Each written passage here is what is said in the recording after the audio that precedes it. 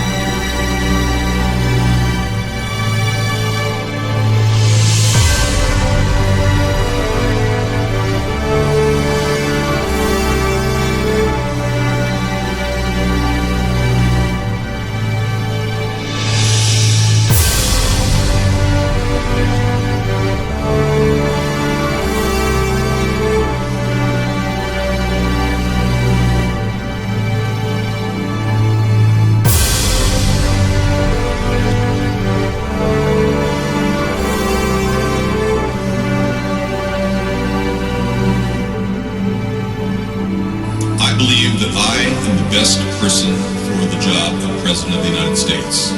My unique talents give me the ability to be assertive and diplomatic at the same time.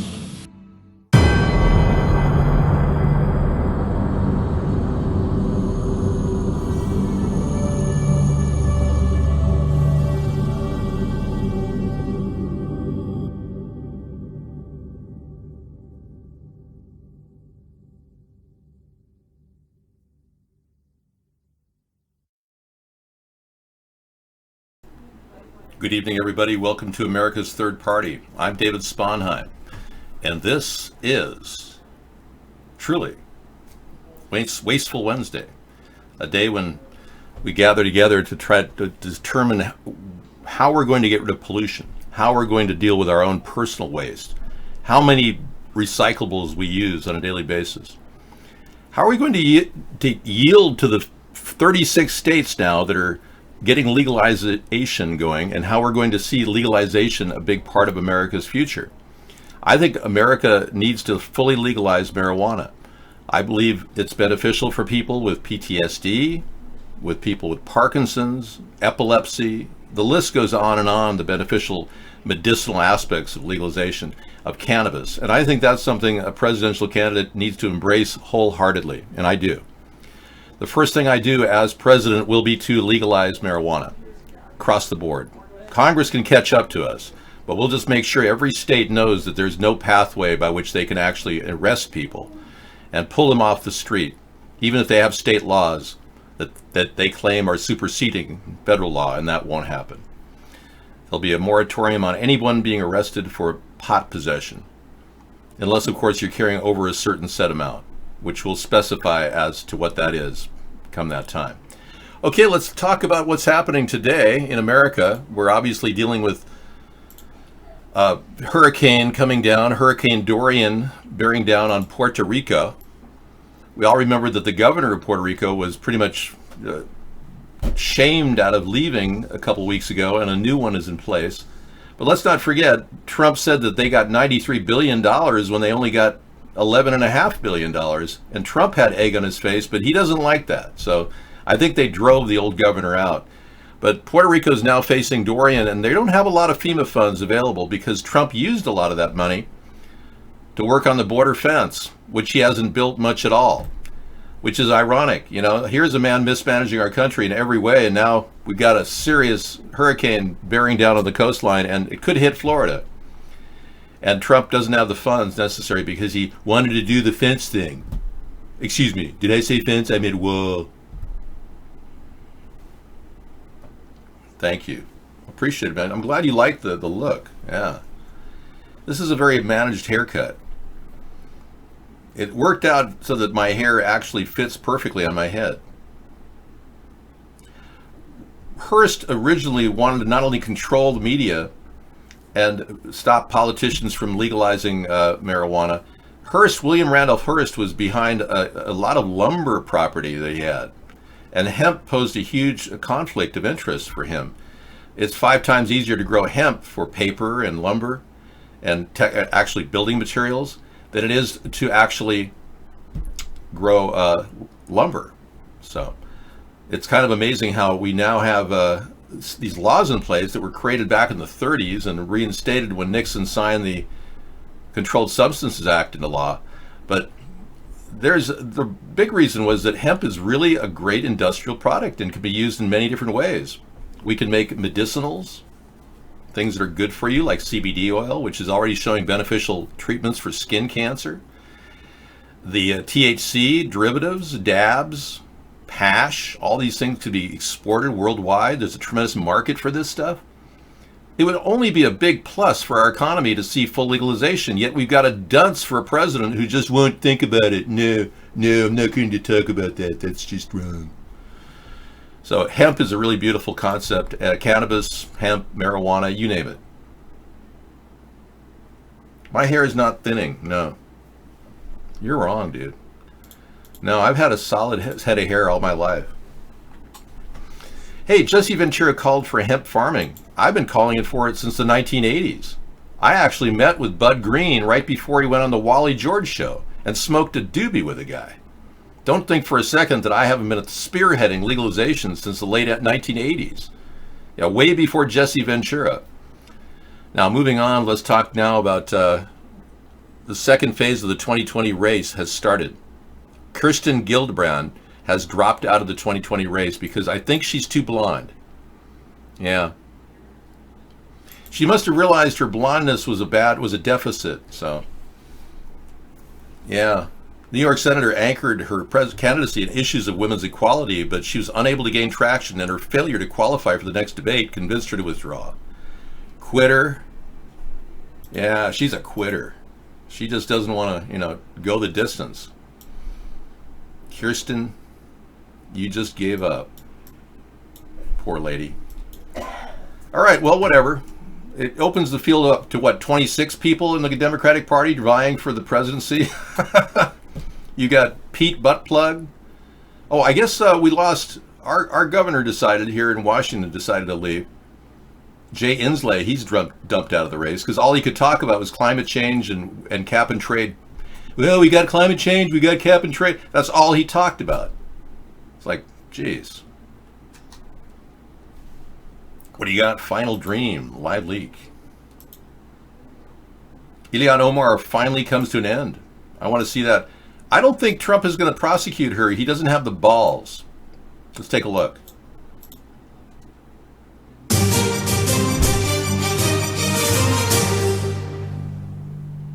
Got some excellent news to report. Ilhan Omar is facing 40 years in prison as well as deportation after 7 new crimes have been uncovered. Yeah, right. God, you Republicans are such idiots. I'll play it tonight in our show, but you believe QAnon, you believe somehow that Donald Trump is going to stop the deep state. You are such idiots. I can't get over how stupid you people are. And then Alex Jones, this guy is an Alex Jones guy. He's going to come out talking about how she's going to be prosecuted. Believe me, if they had the goods on Ilhan Omar, they know that she married her brother, they would have prosecuted her by now. What's wrong with you people on the right that still think that Donald is going to stop the chemtrails? Donald's going to help prosecute Hillary. Donald's not going to do diddly squat to do anything. He's a complete puppet for the New World Order and the deep state. And you people are so out of it to believe the QAnon crap that the CIA is creating to feed you little dog bones as you go along lapping away. Yeah, Donald. I like Donald. You're a bunch of idiots who have no clue as to what's really happening behind the scenes with the third rail of government that controls Donald like a little pawn that he is. We found out today that Donald is getting closer to having to reveal the truth about who underwrote his loans with Deutsche Bank. You know that Donald Trump owes $1 billion to Deutsche Bank. He even tried to get more money when he became president, and they said no. And there's been a lot of red flags that have come out wondering why they didn't stop that loan a long time ago. Well, it turns out that Donald Trump is being underwritten by Russian oligarchs at Deutsche Bank. The very same people accused of money laundering are underwriting his activities at Deutsche Bank. This is going to be another layer of the corruption that'll bubble to the top. Believe me, just because Mueller and the Russian puppet shill William Barr decided to say that there was no obstruction, there's no collusion, and Mueller said he couldn't in any way exonerate Donald Trump, but that's not exactly saying he's really guilty of anything but receiving blackmail for a sex tape. Mueller said that. Knowing about the election interference by the Russians in advance and not telling the FBI, Mueller said that. But he hasn't really made a big, strong case. The real strong case would have come had Mueller done his job. We would have seen activity had the Democrats not been completely controlled by Nancy Pelosi and her corporate pigs in the Democratic Party that continue to sit there and go, no, we're just going to be moderate. We're hoping to get our way, and 2020 is our year. We know the Democrats are weak. We know that the Democrats don't have the balls to even impeach Donald Trump, yet the Republicans could impeach Bill Clinton for lesser crimes. Yet the Democrats don't even have the balls to impeach him in the House. We know now that Donald Trump pretty much could walk to the presidency by 2020 if he doesn't screw up too much with the economy. The Democrats have fallen by the wayside. They don't even have a voice. They're a bunch of mindless, nitwit, commie socialists who stand around and act like we're supposed to be really concerned about transgenderism and stopping carbon emissions and how we need to herd inoculate the population and maybe install RFID chips in people. Oh, and don't forget gun control. Hey, how are you tonight? Oprah is running for president? I don't think so. No, you're making that up. I'm real Dave. I'm not fake. Open your third eye, the government is corrupt. Yeah, we know the government's corrupt. That's a given. That's how we started the show in 2008. Now where have we really figured out how it's corrupt? Well, we know that Jeffrey Epstein got away with, still getting away with unbelievable molestation of little girls. We know that. We know that Jeffrey Epstein got out. It's not him that was shown dead.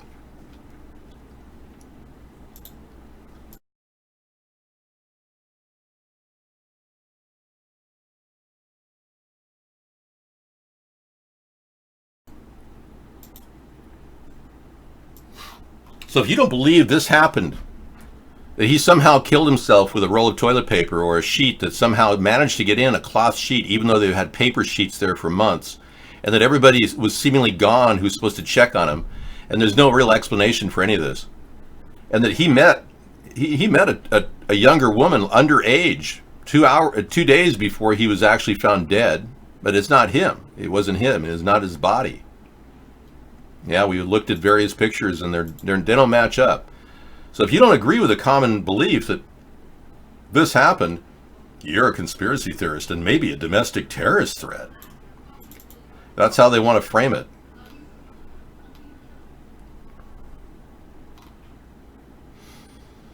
But Epstein looks more and more like a massive cover-up. He's out. He's gotten out. It's not his nose. It's not his ear. It's completely different. And many of us are just kind of wondering, well, how long can this lie go on? Well, it's been going on for a long, long time. It hasn't stopped. So they're just getting ready to keep pulling the wool over your eyes. Do the ear, Dave. Do the ear thing. Okay, let's do this. Let's make it happen. You know, this is supposed to be his ear picture, but I don't know. This is beginning to look more and more like Anthony Bourdain. I did his ear picture last night. Let me take a look. Yeah, see, that's not Anthony. We looked at that ear picture and we compared it. This picture right here is Anthony Bourdain. Yeah. This is Jeffrey Epstein. They were trying to make people believe that that's... See, Anthony Bourdain had slight curvature of the nose. The picture of the decedent has excessive curvature of the nose. You can see the curvature. The big difference is in nose curvature and in the angulation of the nostril area. Big differences.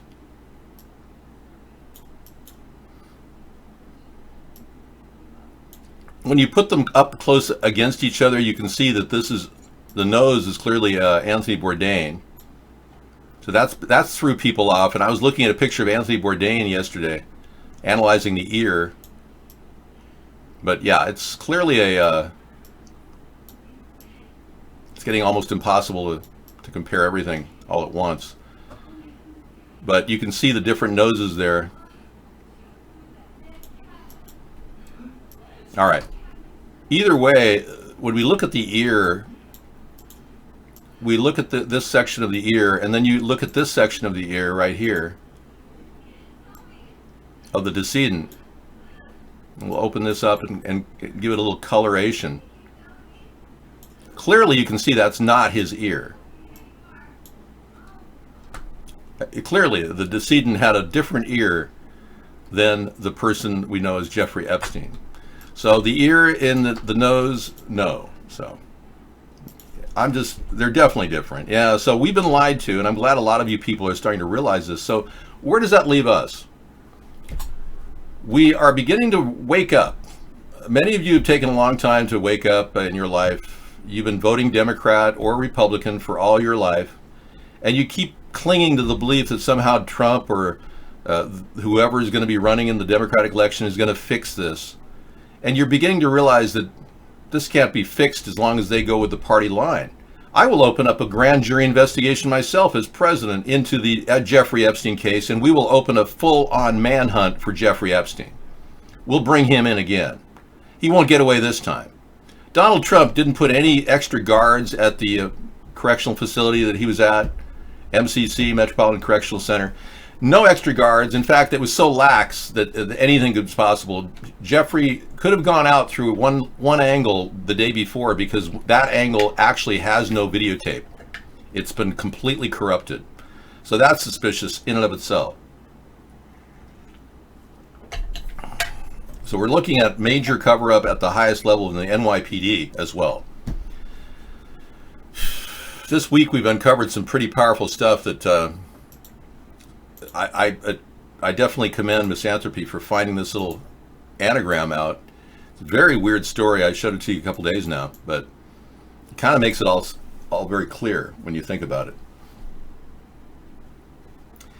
Yeah, it turns out that Larry Salona is an anagram for the Royal Lancer. And Larry Salona from the New York Post was the first to report the death of Jeffrey Epstein, Stanley Kubrick, JFK Jr., and all the NYPD suicides. So this guy, Larry Salona, doesn't exist. It's an anagram for the Royal Lancer, and that happens to be, the Royal Lancer happens to be the mark and the name of none other than Prince Andrew.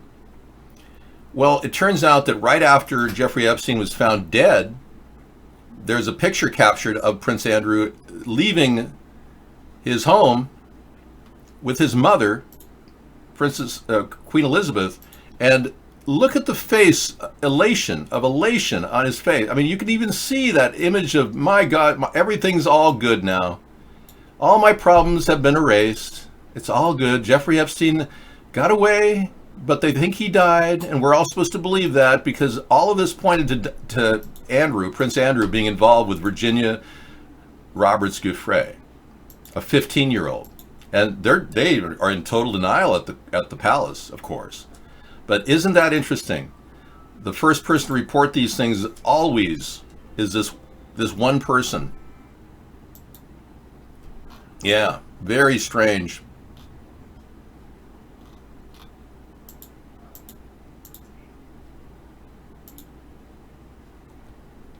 An anagram. Amazing.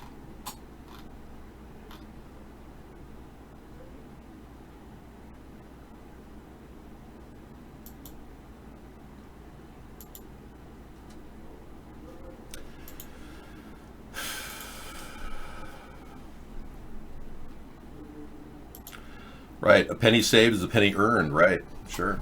At least you know how to save money, that's great.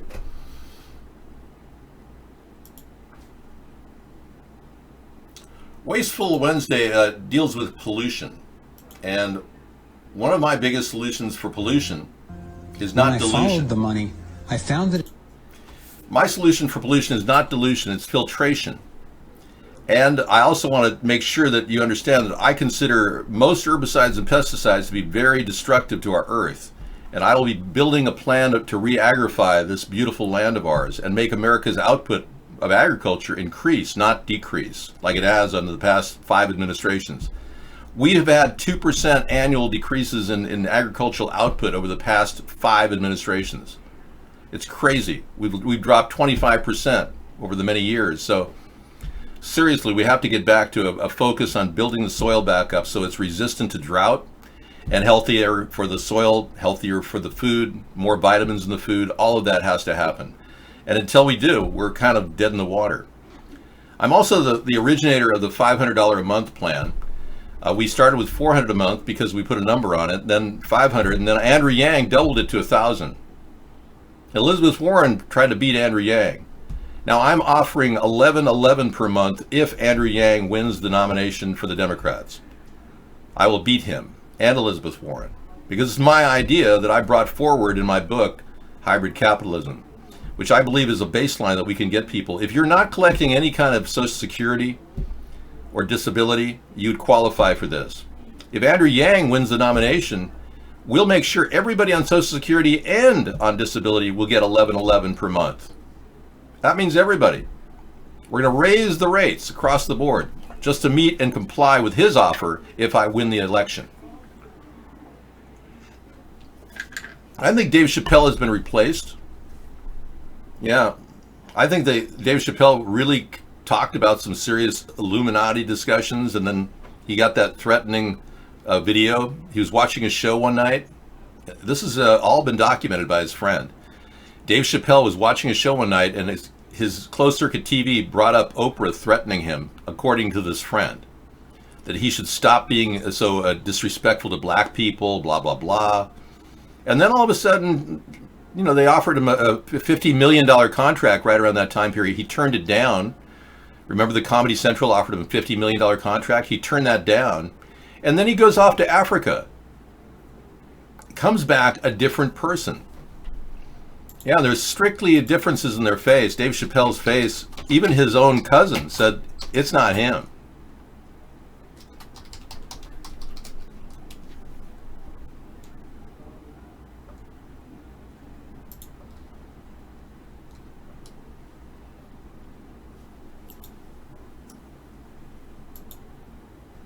Here's a close-up of the fake guy that's appeared now, claiming to be Dave Chappelle. And like I said, even his own cousin says it's not him. This guy came back from Africa, and he looked different than this is the real one. And this guy just, it's not the same look. There's just something wrong about him. And he seems a little bit more muscular than Dave Chappelle was. I mean, significantly more muscular. And he's not funny. He's not funny. So that's got to be one of the biggest cover-ups of all.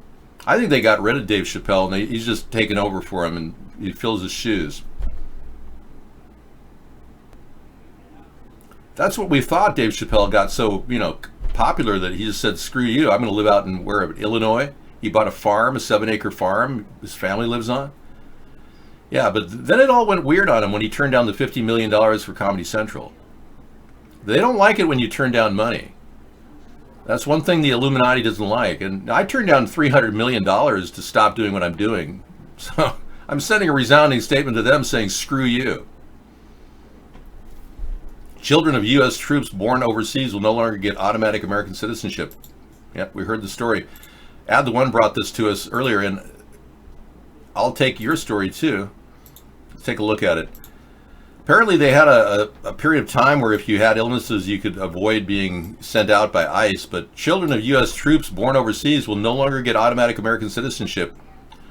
Oh, okay. That's a slightly different story. Interesting.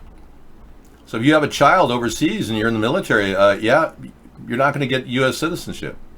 Huh.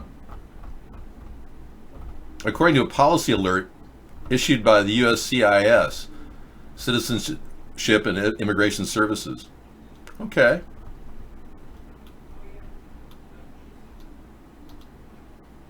I'm sure there'll be people challenging this in court.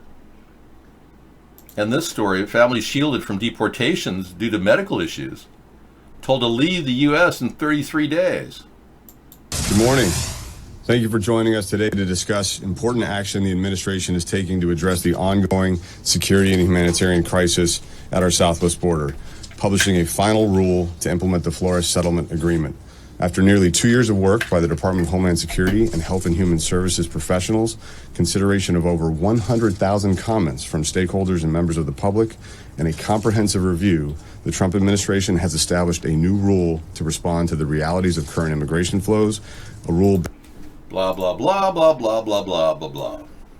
Trump is putting the screws down on anybody who's from another country trying to get medical treatment here. The screws are slowly tightening. Yeah. If I were face to face with Trump and could tell him one sentence, what would you say? Why did you steal my ideas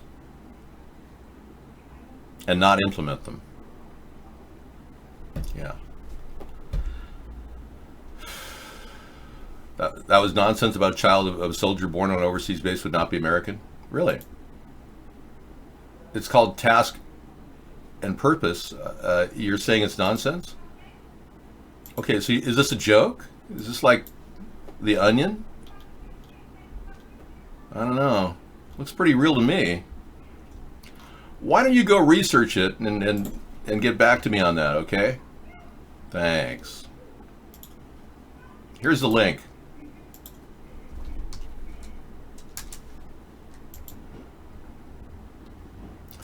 Trump wants to get rid of anchor babies, that's for sure, but he also wants to stop the military from actually having kids overseas and becoming U.S. citizens. That would make, remember John McCain? He was born overseas in Panama. That would have made him a non-citizen. I think it goes back to his hatred of John McCain and everything John McCain. Everything about Trump is kind of like a vengeance and he's gunny sacking all these angers that he's had for all these people. Well, McCain's not alive, but his daughter's had to receive nothing but insults from Donald Trump about her dad.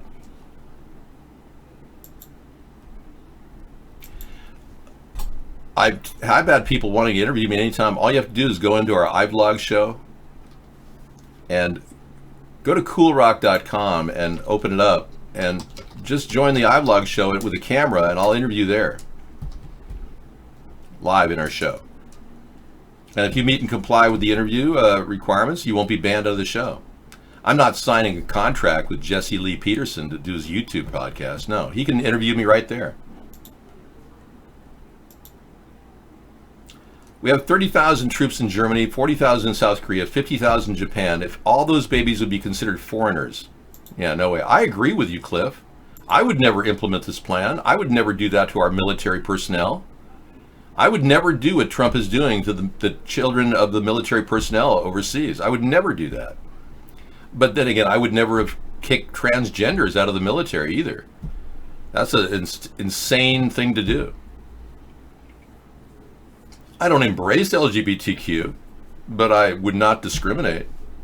I'm a centrist. I believe in focusing on what's best for the majority of people, not 5% splinter group of transgenders and homosexuals. Keith, what do you got? CBS News. Jewel, CO, tells CBS News, I don't want my kids using the Milwaukee product. sounded an alarm today about vaping dangers, urging everyone to immediately stop using all types of e-cigarettes. This comes after 16 people in Milwaukee were treated for what's known as chemical pneumonia. All had recently vaped marijuana-based products. Tonight, in an exclusive interview with CBS This Morning's Tony Dokoupil, Kevin Burns, the CEO of Juul, the nation's #1 e-cigarette, says he believes his product is safe. So when people say the long-term effects of vaping are not known, that's true. That's true. That's a true statement. Then how do you sit here and sell it every day? Aren't you selling first and asking questions later? We think we have a product that is legal today, is tested for toxicity, and does not present, a risk based on the guidelines of the category today to the American public. But fair to say, if you knew this to be a toxic or dangerous substance, you wouldn't be selling it?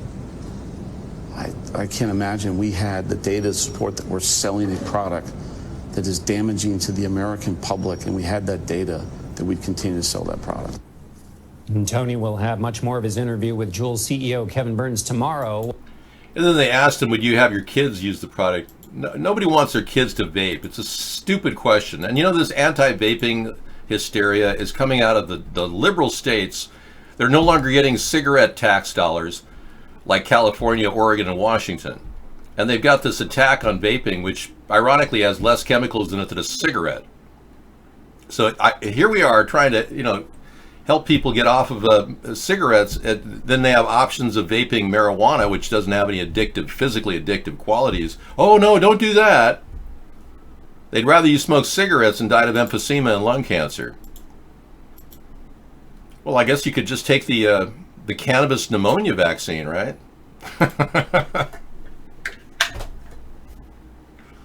Whatever. Yeah, we've got many people speaking about the government's control of our food, our education, our health care, and it's a scam. And the Thrive movement has been speaking out about this for some time. They don't get enough ground and coverage, but hey, why not give them a little free time here? When I followed the money, I found that it took me up the levels of a pyramid. Here we are at the bottom level going about our daily lives. Above us is government, people who are given a monopoly on force and use it to tax and control us whether or not we agree. But who controls them? At the next level are the corporations. Many would say that it is now corporations and not nation states that rule the world. They call it a corporatocracy. Ports along the U.S.-Mexico border are working to speed up cases for those impacted. This corporatocracy must have access to cheap. To acquire the world's resources and control the markets, this corporatocracy must have access to cheap money. The big corporations get their loans at special rates from the big banks, which means that those who control the major banks, the moneyed elite, ultimately control the corporations. As I've followed the money, I've learned that almost everything I once believed about money is simply not true.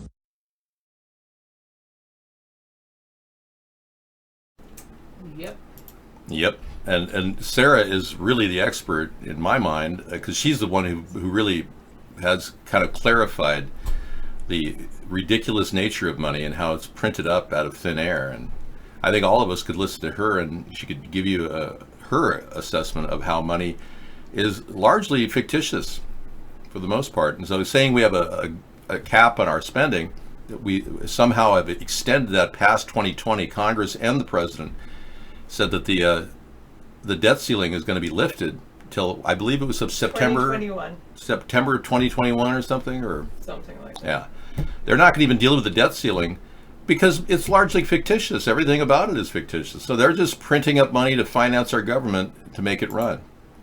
That's what they do. Where they have access to cheap money? You mean they have access to free money because they get to print it up? Yeah, we don't have a real government running efficiently, a pay-as-you-go plan. We have a government that literally borrows money to finance itself as we go. The money that you pay in your taxes go to the interest on the debt, not the funding of operations. That's something a lot of you have to understand, and that's central to the core of our discussion tonight on wasteful spending. I didn't see the new congressman's eye patch, no. Okay, Sarah's going to give me a break. I'll be back in a little while. I'm going to make a little dinner. And Heritage Foundation bewildered by Biden claim about Trump tax cuts. I don't know. Sarah can look at all these things later. I'm going to put them in the lineup over here. Joe Biden, I've got a few things.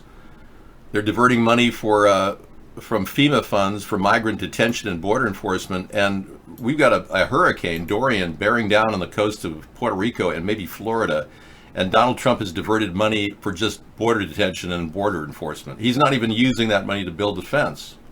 It's kind of ironic. He's all talk, no action, folks. He's a complete puppet for the New World Order, and they want open immigration. They want our country's borders to be broken through. They do. Trump is just mouthing my ideas, claiming they're his.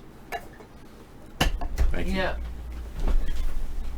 Okay, thank you, David. Yep, thanks. Well, yeah, if we ever imported China's recycling or China's trash, you think it'll all be over? Master Meatball thinks that what we need to be talking about is what happens when the USA goes bankrupt like the USSR did.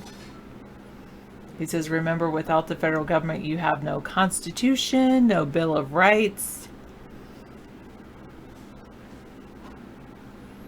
It's a shame David is not being real about this. Who are they going bankrupt to? Who controls the money? The World Bank? The Federal Reserve? Well, that's just, I will always be suppressing yawns because even if I sleep, then I don't this time of year. Anyway, when you say the word yawn, it makes me want to yawn. When I say the word yawn, it makes me want to yawn. I think one of the show that really made me think and rethink how I view money and economics, it was the Zeitgeist. I think it was just Zeitgeist, the first movie.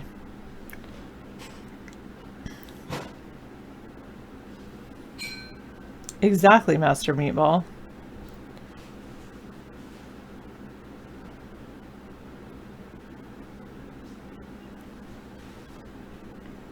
Money is an illusion, and if money is an illusion, then it comes down to resources. And we have lots of resources in the United States of America. I have heard that, Keith. Well, I didn't hear about reducing crime, but delaying school start times not only improves health, but also reduces crimes. Let me look at that. Philadelphia, CBS Local. According to a study. That's very cool. I hope there's more research like that.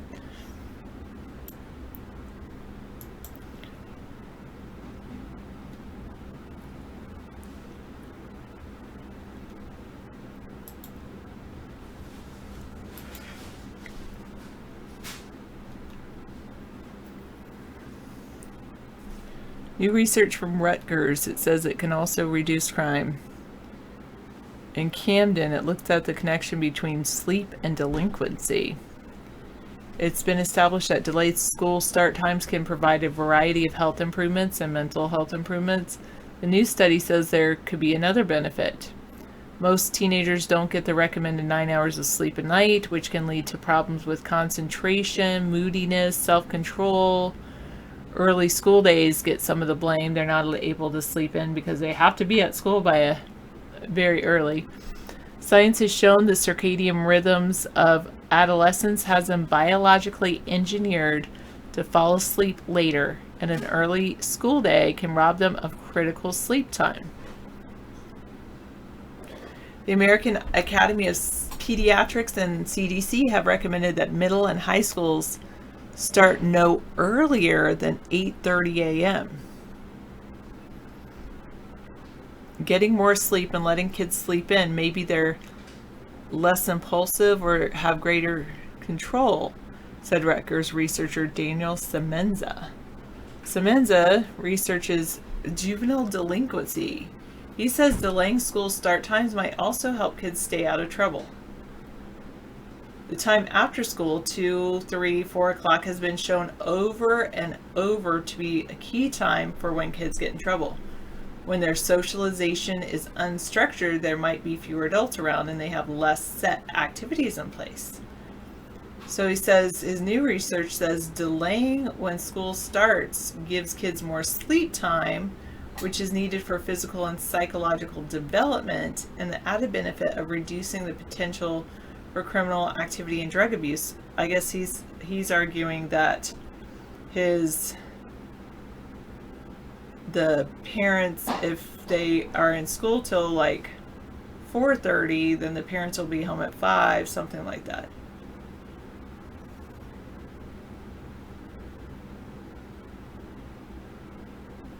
You might be right. Well, I don't know. I think public schools are great, but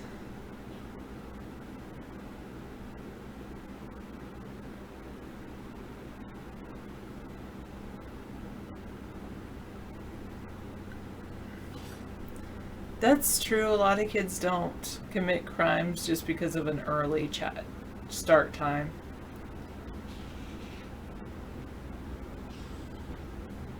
Well, when the thing is, in adolescence, their circadian rhythm changes so that their body naturally wants to stay up later and sleep in later. But then when they're older, you say what happens when they have to have a job at 6 a.m. Their circadian rhythm changes back to whatever their natural rhythm is. Sit back even a half hour or an hour, those school start times that could actually delay the time students get out, decrease that time for delinquency to take place.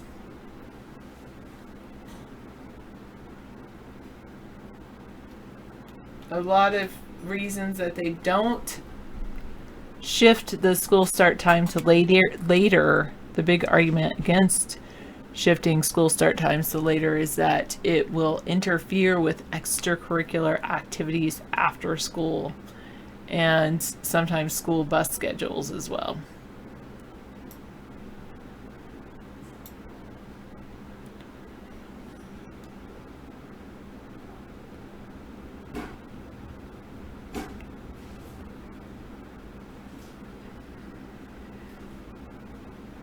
When men compliment my hair, I know I have valuable hair. Good.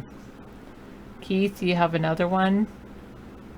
Slate, from Slate, School Shootings Design Architecture, Sandy Hook, Columbine. There's a mad rush to bulletproof American schools, aggression sensors, classroom barricades. Architects are transforming schools for the era of mass shootings. Yes, Ashley's true. Ashley Wilson's school buses are busy this time of year. Even here, we haven't totally started, but sometimes they have to get the practice of driving the route without the kids in the bus, so they are not focused on learning where to go and a bus full of children, loud children.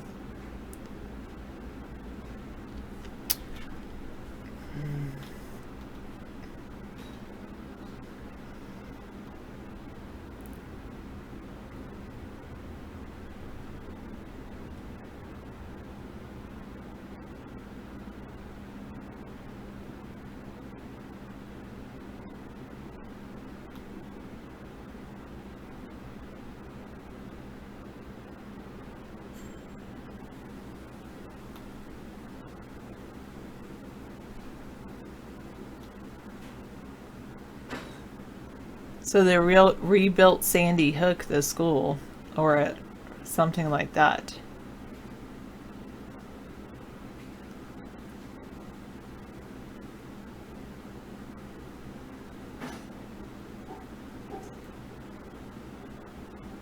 He has a picture of Awesome Carl. That's funny.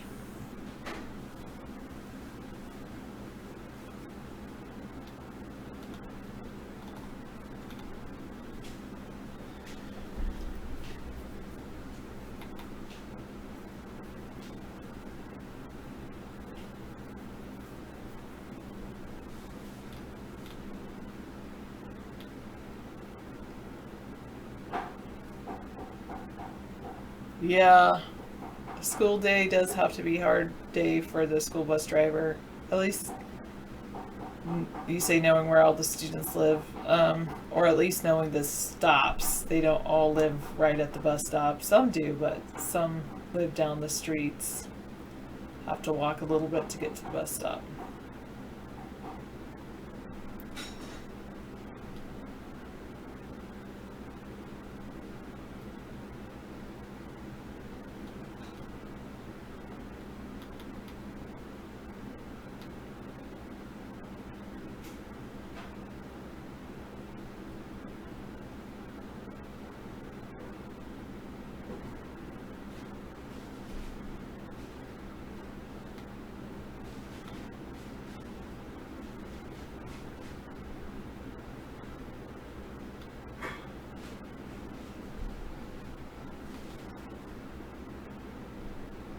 Wow.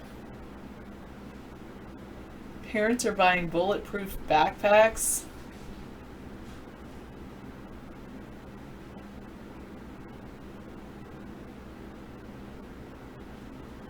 Wow.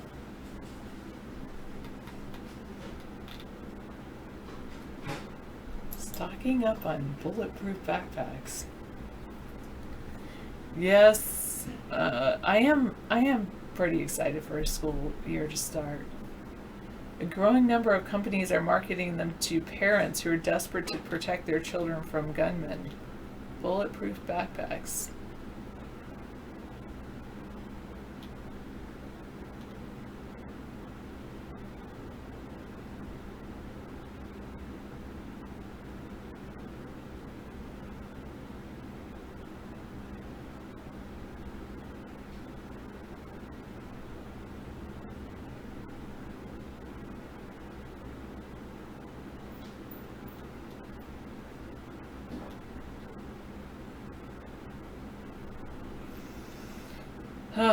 Yeah.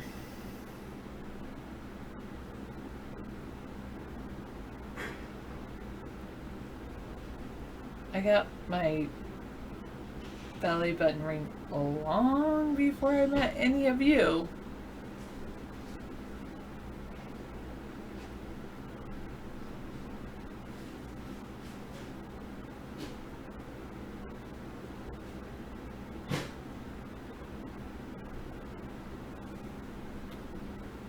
Oh, I'm not gonna go bald. Do you think I should go bald for my hair so I don't... Hi, Vern. So I don't use too much hair care products? Yes, I will save my hair. I grow it out. I actually... That's one of the reasons that I don't have short hair, is because I try to grow it out a foot beyond what I want to cut it to, and then when it's about a foot longer than my shoulders, then I cut it and braid it and something like that. Hello. Hopping it? Is that what it is? But it does seem like, I remember DT Allura said she cut her hair and it was hard to grow back, and it does feel like it's taking a little longer to grow back this time around. I should probably trim the ends before school starts. But, yeah.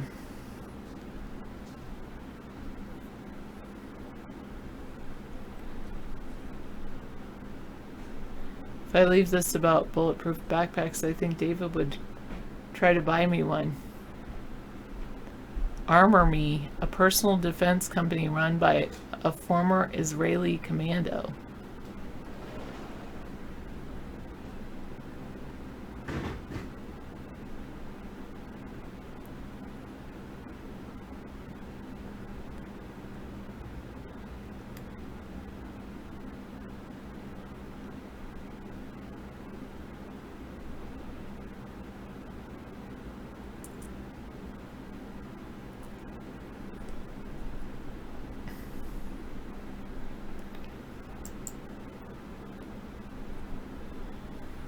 Okay. My day was good. It's longer than I thought it would be. I did some things, maxed out credit for asking. I did some troubleshooting, computer troubleshooting, and I made some copies and got all of my homework folders together. So that's good. Yeah, early to rise. I should start with that early to bed, early to rise, early to bed part.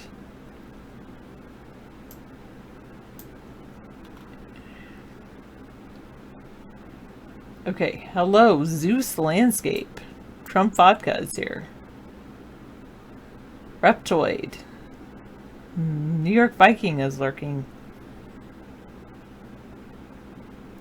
I do agree with you, Cliff. I noticed I don't wake up at 4 a.m. though, but I do wake up around 6:30, and I noticed that I'm much more productive in the morning than I am later in the day.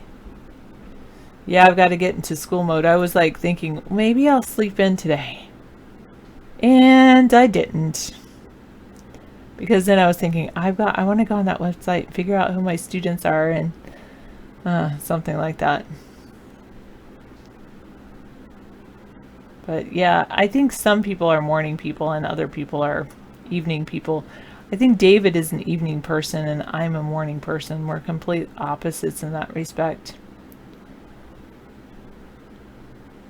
It is hard to go to bed early unless you wake up early. You have to start with the waking up early in order to get yourself to go to bed early, because then if you wake up early and you don't take naps, then you're like, then at least you're tired even if you want to stay up.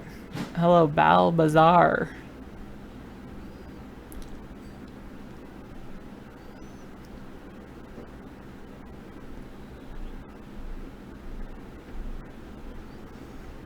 Used to sleep to noon, now you're like, why did I do that? It's because you were a teenager, maybe. I don't know. Okay. When the sun comes up, you feel the day, you're just starting, but you have no trouble sleeping when it rains. Yeah. I tell you, one of my favorite things, since we're talking about sleep and getting sleep, is those eye masks, that you wear over your eyes to block out light. I love that thing. And I had one and it was okay, but it was the headband part was getting kind of loose. Yeah, a sleep mask. And so I picked one up from like the dollar store and I love that thing. I'm like, yes, block out all light.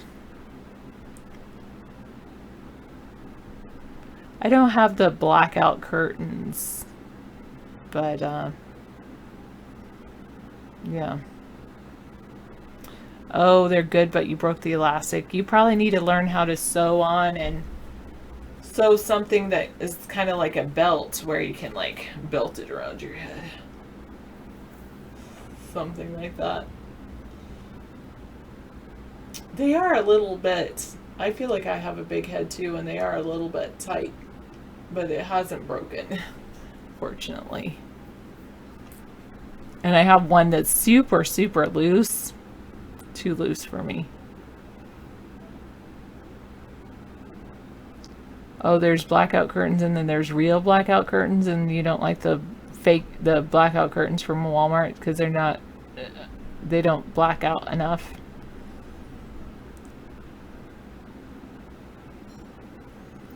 You have the best curtains, like a dark room. Yeah, an eye belt. Your mom died, pirate? Okay. Hello, Mr. Mullet and Ministry of Love. And, of course, Meta Nemesis. Max Armstrong. Oh, they don't have any weight to them. They're all papery. The best blackout curtains I saw was on this like track roller, and it was at the Sheridan in Seattle. I really liked that. That was very good. But it was in the track. So like, you know how sometimes you get these like blackout curtain, or there's these blackout shades, but then you see the light next to it? This was like, you couldn't see the light next to it because it actually went into a track. Like, here's a track, and then the blackout curtain went inside of it, and so it, like, there was no light. And I liked how it was, yeah. I agree, we need electronic apps control, yeah, so you can be like, touch a button and it takes down your shade. Got some fantastic light heat reflector curtains. They work really good. That does sound good. Oh my goodness, you do need to take your Ritalin. Wait, if you don't take your Ritalin, oh, you can sleep 20 hours a day. The Ritalin keeps you awake. Wait, really? Yeah, I guess so, but why? Are you on Ritalin? ADD or something? Hello, Zeus the Landscape just came in the room. Reptoid, hello. Joe Pesci's here. McDundee's here. I wonder if they're really here. Joe Kid. I'm a Pisces.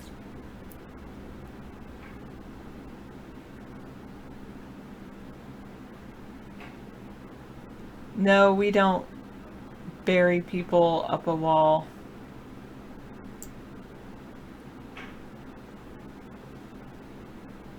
I actually like that. Don't worry, be happy. The high-end hotel the blackout curtains where you're in the black room. I like that. I really do. I know some people do like, and that's why I wear the black shades and sleep mask, because I like that feeling of just darkness and peace. And yeah.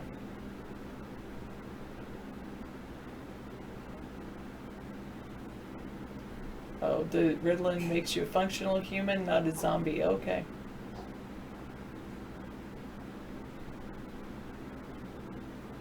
You can use your projector in the house during the day.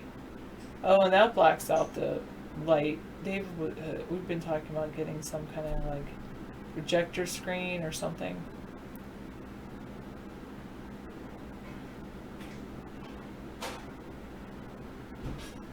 You get direct sunlight for 6 hours a day. Sounds like, have you invested in solar? Oh, that's true. Don't worry, be happy. I guess I do trust David implicitly. Darkness helps produce melatonin? Wow.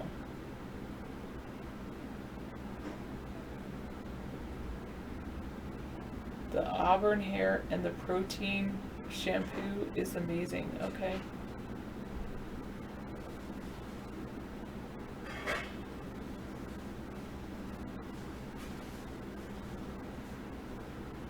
Oh, the window film.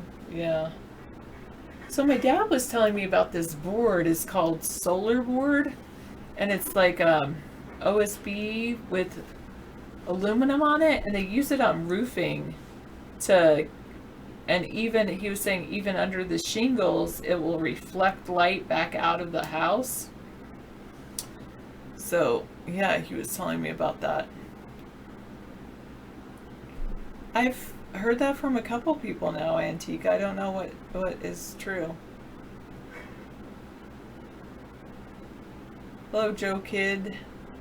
How he did it 10? Only one how he did it in the room. Welcome back, Ashley. You have brick walls, no roof. You're in a condo on the 7th floor, but you get sunlight for 6 hours a day. You could get this board and put it on the wall of your condo facing out where the sun comes in.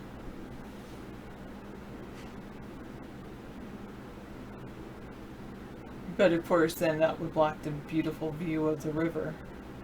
You're welcome, Ashley. You know, we also chat over at a couple other places, Ashley, so if it seems like I'm talking to other people, that's why. iVlog and Vaughn Live. Oh, Reptoid says you could tack carpet over the windows and that blocks out sound. I know, you're like, forget it. I like the view of the river. I'm not gonna I'll take the heat. And soon it will be freezing. You want to let all that heat in.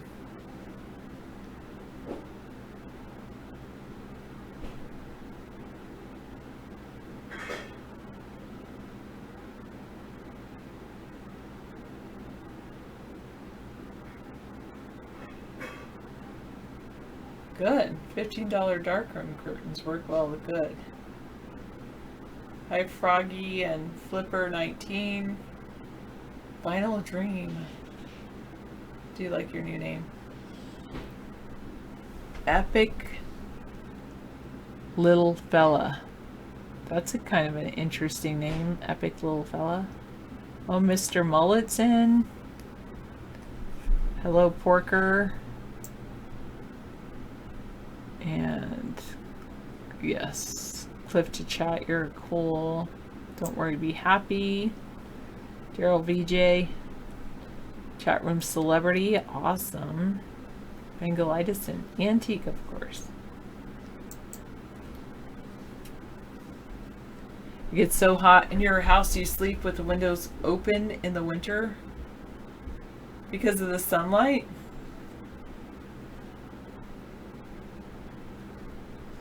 Oh, right, you were telling me that. All the old ladies around you are always cold.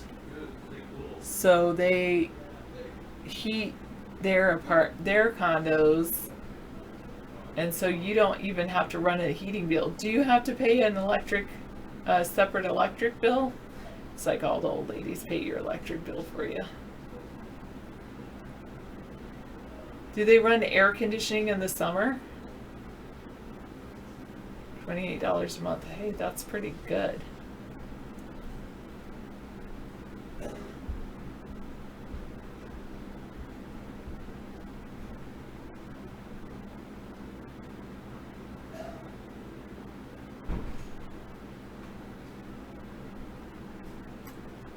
Froggy says we all share the same soul of the Creator.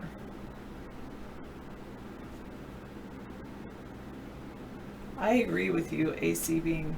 Oh, it's either AC or swamp coolers. I don't like air blowing on me sometimes. Sometimes I do. I like it. But sometimes I don't like it at all. Oh yeah, you're looking at my hair. I don't think it's that long right now. But it was back then. Let me feel. It's about 6 inches shorter than that right now, or 3 or 4 inches shorter than that.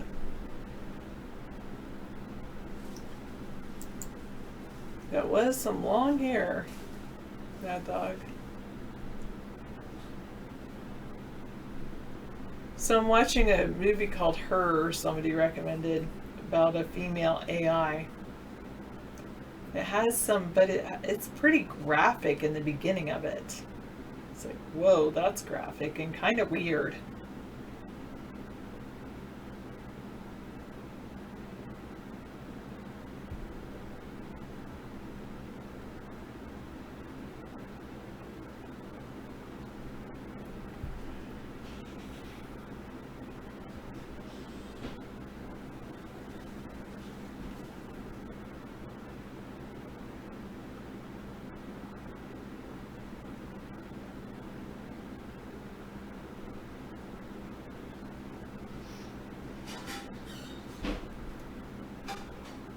Oh, is it good for 10 minutes? Then the AI premise fades? Okay. Well, he's like created an AI or bought an AI that's talking to him through a computer and it's asking about something about signing divorce papers. I'm just only into it about maybe 10-15 minutes.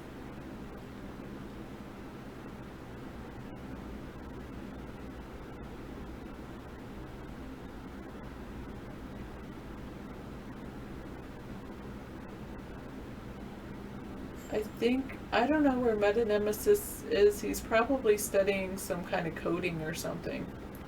Hello, Gene Nightcloud. Doctors prescribe sex robots? Well, for some men it probably is good. Some women too. Good point.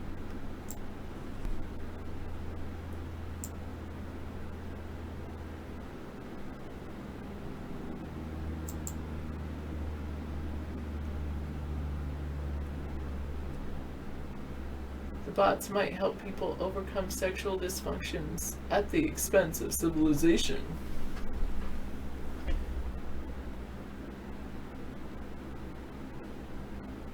Here's a sex therapist and clinical psychologist.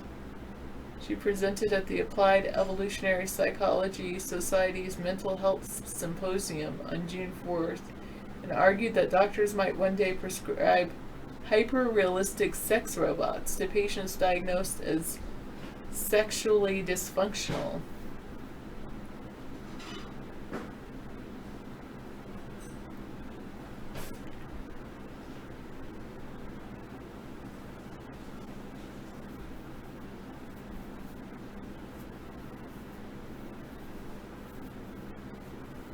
Wow. Oh, hello, $5 foot show. I don't do that. No, that's a good point. I've kind of just paused a lot of my hypervigilance and my book writing. When I went on summer break, I kind of took a break from my life.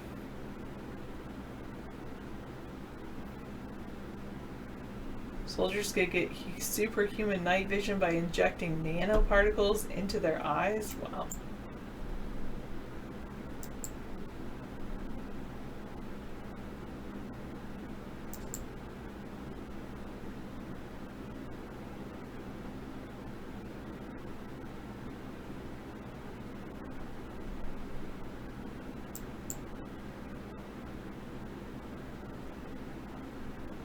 Oh, wait, here, I'll give you, I guess I can pass this on for the foot show people, not for Ashley.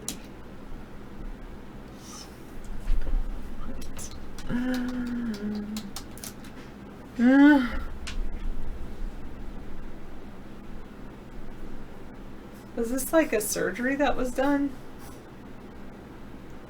I want to have some of that done.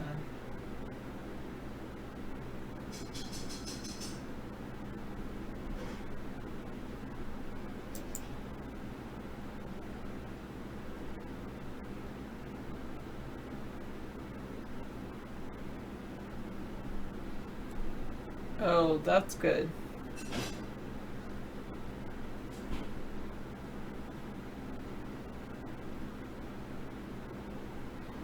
Do you think David has gained super intelligence from eating? No, Stormy Daniels.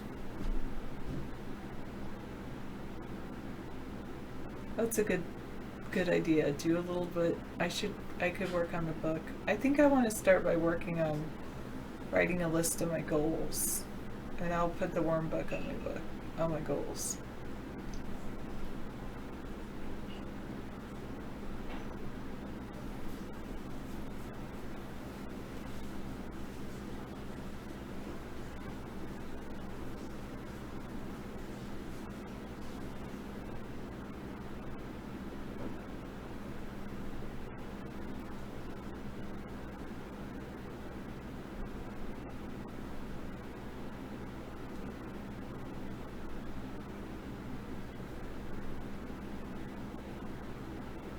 The sex robots will be the perfect sexual partner. They'll make real relationships with all their ups and downs less appealing, according to Randon.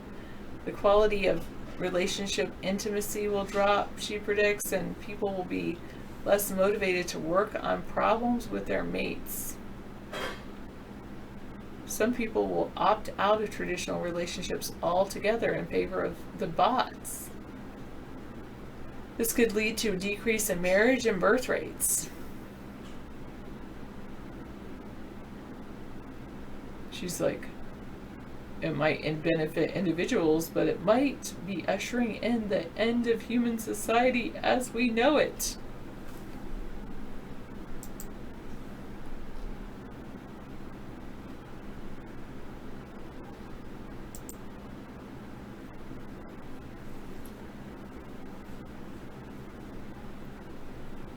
Yeah, some people want a relationship with the bot. That's what the premise of that her is.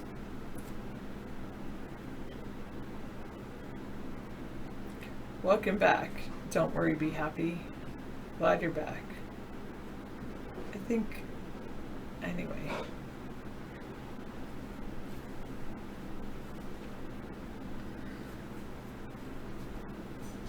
Yeah, if people could create their ideal person, ideal humanoid robot, yeah.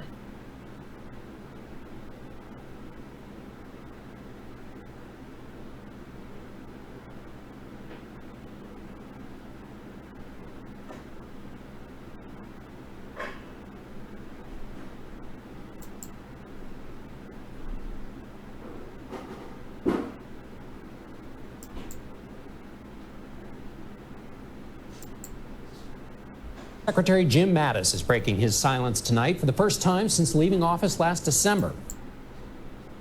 Oh. Yeah, David will be back in a few minutes.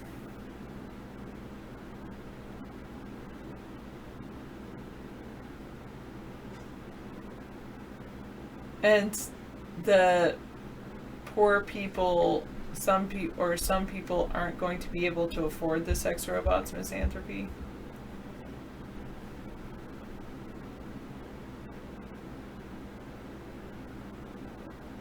Yeah, can you imagine if you could get a robot that looked like Taylor Swift? You'd be super happy.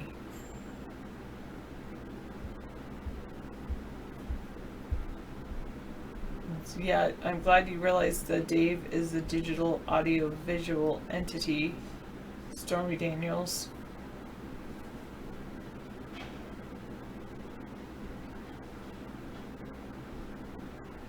Creepy or eerie space sounds, creepy enough to make your skin crawl.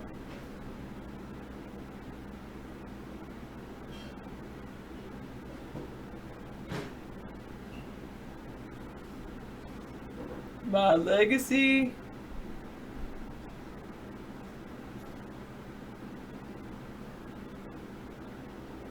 Yeah, true. Good point, Dr. Meow.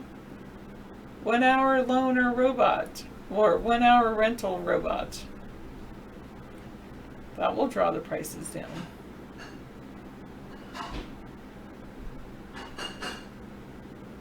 Do I remember the Spielberg movie AI? I remember iRobot and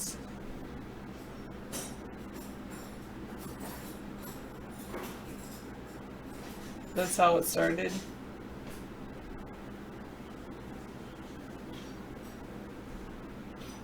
And Max Out Credit says there'll be sex robot rentals like in Blade Runner 2023, cheap versions, like beta version 1. Okay, thank you for coming in. I got you covered. It's a nice shirt. Where'd you get that? My mom gave it to me, or she said my sister gave it to me. Oh, nice. Pretty. Yeah. Yeah, it's a nice summer shirt too. And I was saying, I think this one, you know, some shirts look good on a hanger, but you put them on and they don't look good. I was like, this one looks better on me than on the hanger. Yeah, definitely. Wow. Yeah, sometimes they just, especially all cotton shirts, don't have a lot of body to them. So on you pose very well. I just realized I should always wear gloves when working around wood. You know, there's splinters everywhere. Got a splinter right, in my fingernail today. It's like, Jeez, nagging splinter now. Howie's got links dumping trash in here. Let's mute him for a while. He needs to stop that. Thanks, Metanemesis. I take your words seriously. If we focused on making a sex robot, this guarantee huge sales, endless demand, funding R&D, realistic models. As long as it doesn't pollute, yeah, a sex robot could be very, energy efficient too. You could actually pump it up. Imagine the motivation some men would have to, pump that doll up just to get it to functionality. Like the arms could be like, and then it winds. It's like a wind-up doll. Yeah, that way, it's completely doesn't need a hydrogen pack or anything. Your imaginary woman. Yeah, I just don't buy the whole chip in the head thing that Elon Musk is pushing. We're not going to be able to transfer our souls into an AI system, no matter how much they want to think that. It'll never happen. Ever had a hair hanging from your head? You just can't seem to identify exactly where it is. Fiber optics tells me it's in front of my head, but it could be, oh, I know, it could be an eyebrow. There you go. Thanks. I don't have a chip. I refuse. I will never get chipped. I'll wear a ring on my finger with an RFID locator on it. But you could pull it off if you had to. You're not going to take my finger off. If you chip your kids, you have no idea if that could be a liability. The kid could have, be scarred forever if somebody grabbed your kid and then pulled the chip out.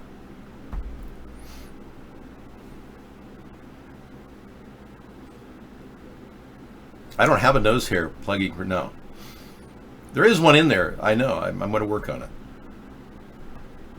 Okay, let's move on to something more important. James Mattis has written a book, and it's apparently a big shakeup for the Donald Trump administration. David Martin reports Mattis has a lot to say about his former boss without calling him out by name. Mattis quit as defense secretary right after President Trump ignored his advice and ordered U.S. troops out of Syria. I did as well as I could for as long as I could, Mattis writes in excerpts from his new book, Call Sign Chaos, published in the Wall Street Journal. When my concrete solutions and strategic advice, especially keeping faith with our allies, no longer resonated, it was time to resign. Just a few months before, he had been a favorite of the president's. I think he's a terrific person. He's doing a fantastic job as Secretary of Defense. In his resignation letter, Mattis referred to his strongly held views on treating allies with respect, an apparent reference to President Trump's complaints about the value of bedrock alliances like NATO. Angered by the blunt letter, the president fired him. What's he done for me? How has he done in Afghanistan? Not too good. Not too good. The retired four-star general does not criticize President Trump directly, saying he will not speak ill of the commander-in-chief. But there's little doubt when he writes, a polemicist's role is not sufficient for a leader. He is referring to the president's controversial tweets and statements. What concerns me most, Mattis writes, is not our external adversaries. It is our internal divisiveness. David Martin, CBS News, The Pentagon. Okay, thank you, David Martin from CBS News, The Pentagon. Now William Barr is starting to look like the real suck-up that he is, sucking up to Trump in every way. I think he committed obstruction. Yeah. The Washington Post is reporting that Attorney General William Barr has booked a December family holiday party for about 200 people at President Trump's Washington hotel, and it will deliver a whole lot of money for the Trump business, and yes, it does raise ethical questions. CNN Justice correspondent Jessica Snyder joins us now with more. Jessica, what are you learning here? Well, John, in fact, the Attorney General is planning to hold that private holiday party at the Trump International Hotel in downtown Washington. Notably, that's a property where the president's sons run the day-to-day, but the president still benefits financially. And according to that contract for the party that was obtained by the Washington Post, it could cost more than $30,000. That's the contract minimum for about 200 guests. Now, the Justice Department, of course, is responding to all of this, stressing that this is not an official Justice Department event and that it will be paid exclusively out of William Barr's pocket. But still, the optics are raising some serious questions here, especially since the Justice Department, with Bill Barr at the helm, has defended the president after he was sued by the attorneys general in Maryland and D.C. on the basis of the emoluments clause. They were questioning Trump's ability to receive payments that come from foreign guests who stay at the hotel. Again, the Justice Department has defended in that lawsuit. And in addition, John, ethics experts, they're also raising eyebrows, saying it really looks like the Attorney General is trying to curry favor with the president here by having his own private holiday party at the president's hotel. Now, the Justice Department says this is not so. The Attorney General tried the other big hotels in D.C., like the Willard and the Mayflower. I don't know, man. I had lots of banquet rooms at the Clarion. I mean, there's so many different places people can stay. What a joke. Yeah, well, that's the least of our problems, Barr booking a room and violations of the emoluments clause. Barr wrote a 19-page letter to Rod Rosenstein asking him not to investigate Michael Flynn, who was working for Russia during his time as national security advisor. I mean, this is just mistake after mistake. So Barr essentially committed obstruction then and committed obstruction when he said there was no obstruction. Here we are again.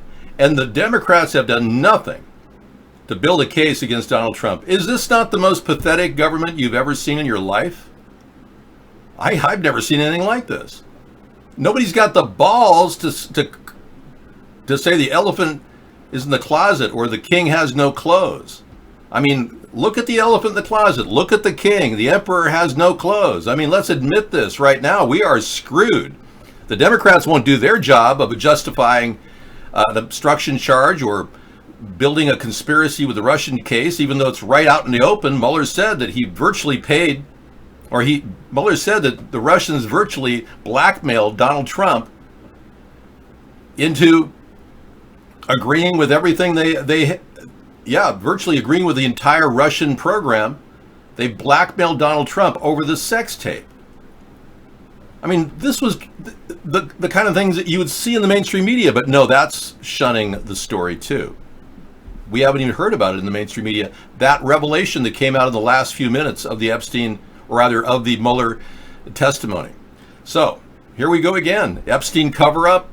It's just getting to be a massive pile of crap, of corruption.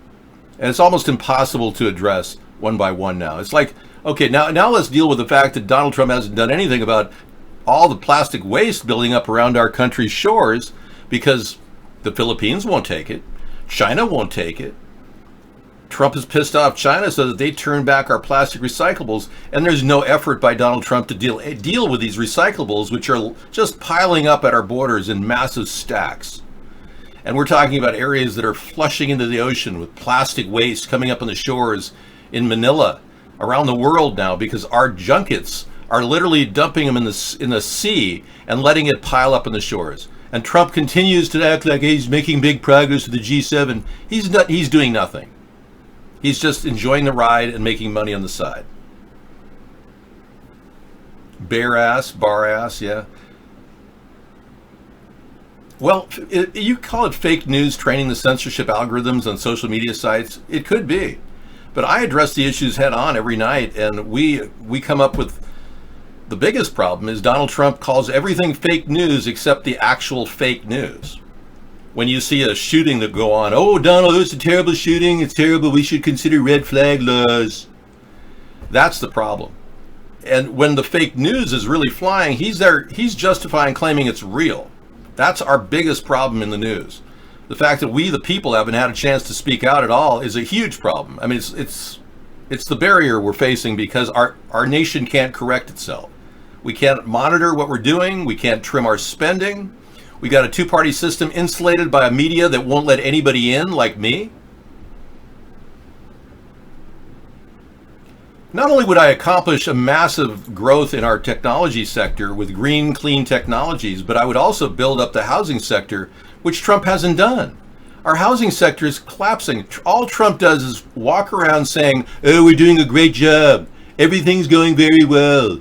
That is all he says. He's giving you blanket approval for what he's doing without even justifying it with facts. There's nobody who could actually say exactly where is the 47 miles of fence, Mr. Trump.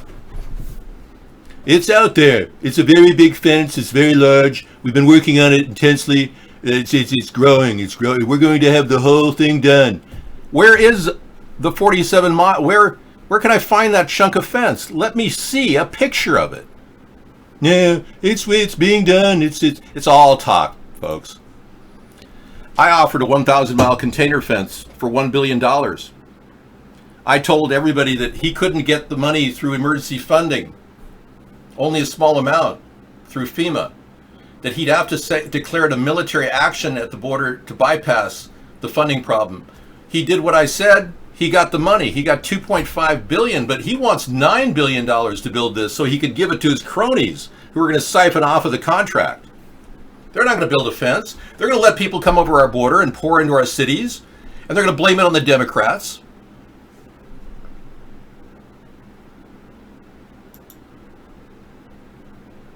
Dave, you must read entire posts with a glance. I read everything with a glance, yeah. I read 6,000 words a minute.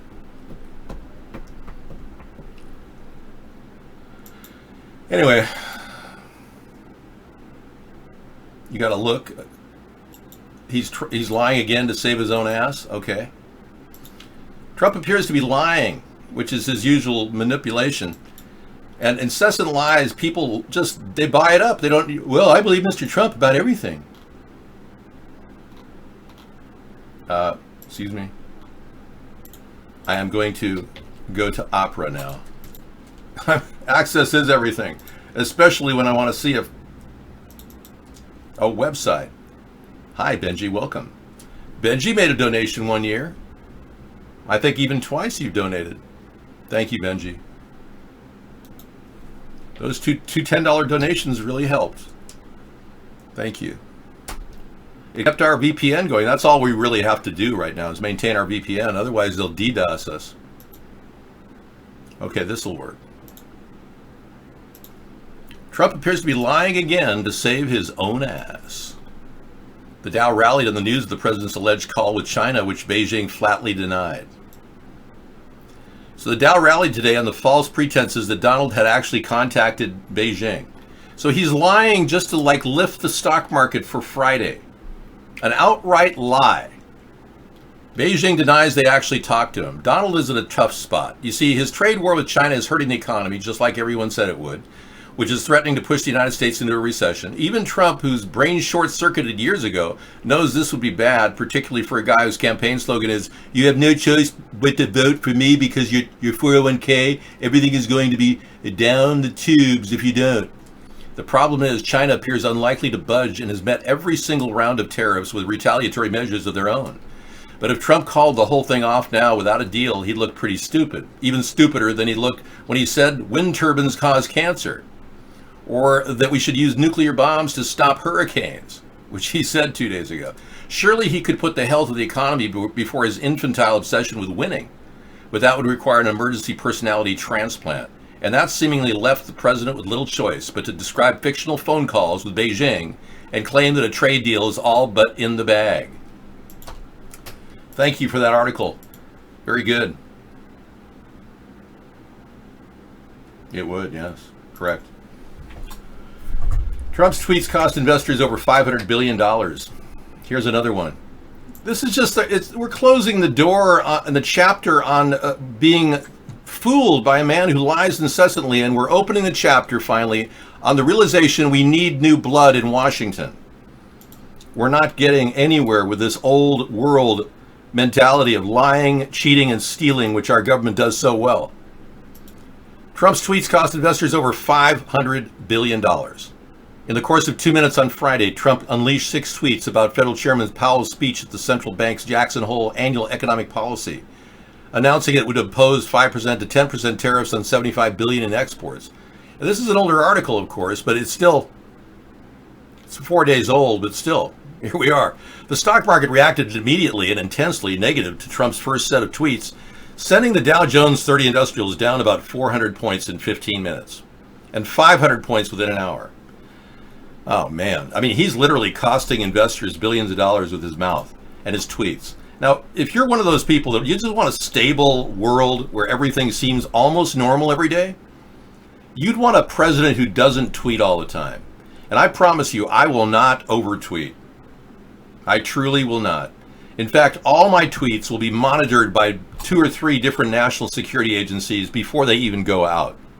And I'll run them through economic advisors. I'm serious. We can't afford to have a guy running his mouth off left and right in Twitter form as opposed to just talking on the internet. I'd much rather do that.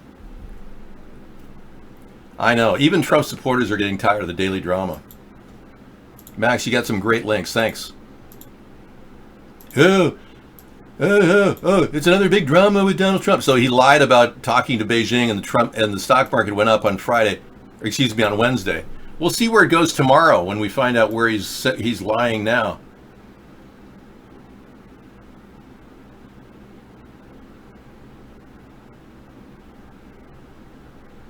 There's only winning. There's no understanding with this guy. Yeah.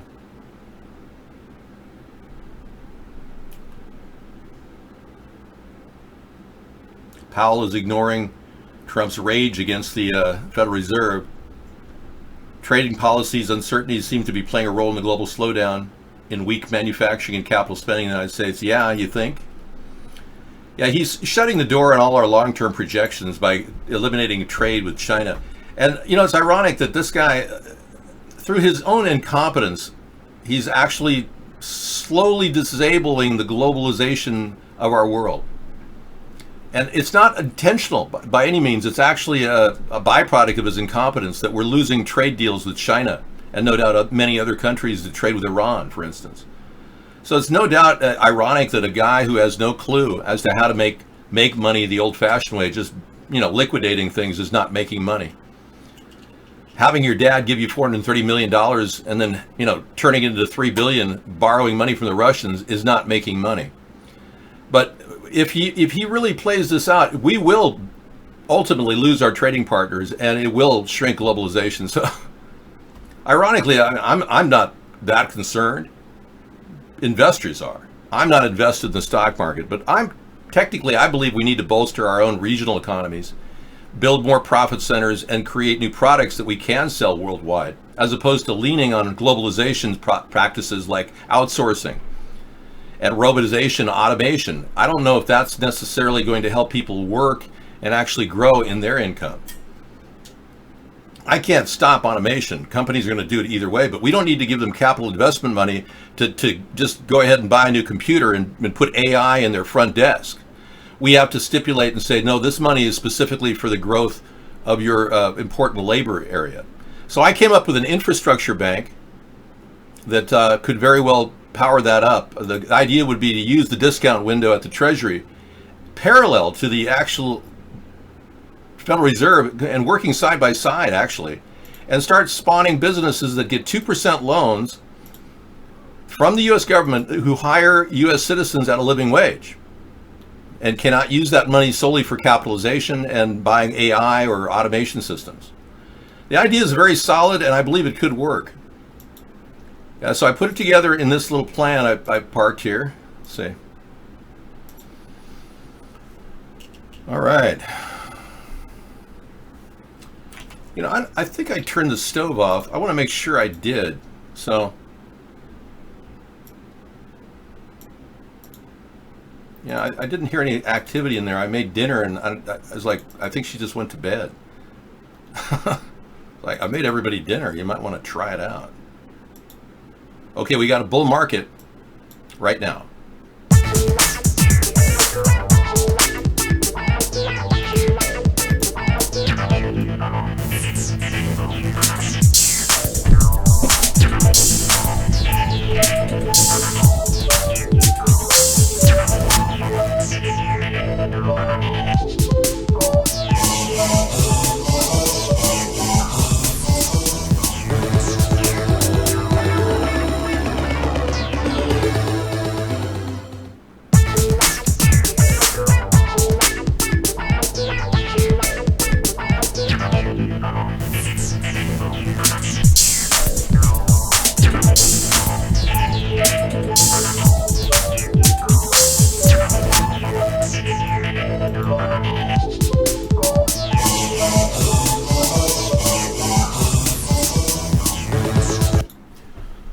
Okay, the Dow Jones went up 258 points today on the news that Trump had a call from Beijing, which turned out to be a lie. So where it goes tomorrow is very, very iffy. Yeah, we'll see. I mean, this guy's playing games left and right. Nobody knows where he's coming from because he's lying incessantly. Scaramucci was right. Trump enjoys lying. It's fun for him. That's not true. I did not invent prawns. Yeah, well, it's whatever Trump's going to do with the immigration issue. Frankly, I think we do have an immigration problem, but I still believe that dealing with the immigration problem with the fence is a much better solution than reallocating FEMA funds, which we're probably going to be needing for Florida in a couple days when Dorian hits. I mean, Trump is kind of robbing Paul to pay Peter, and Peter's getting hosed.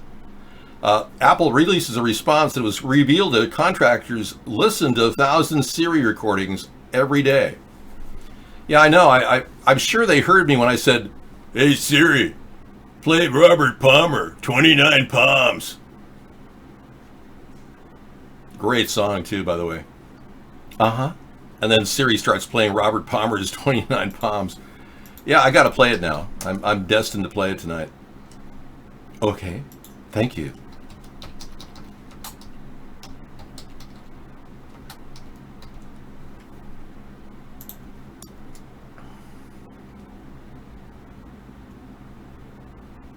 Oh, it was Robert Plant. Oh, sorry, Siri.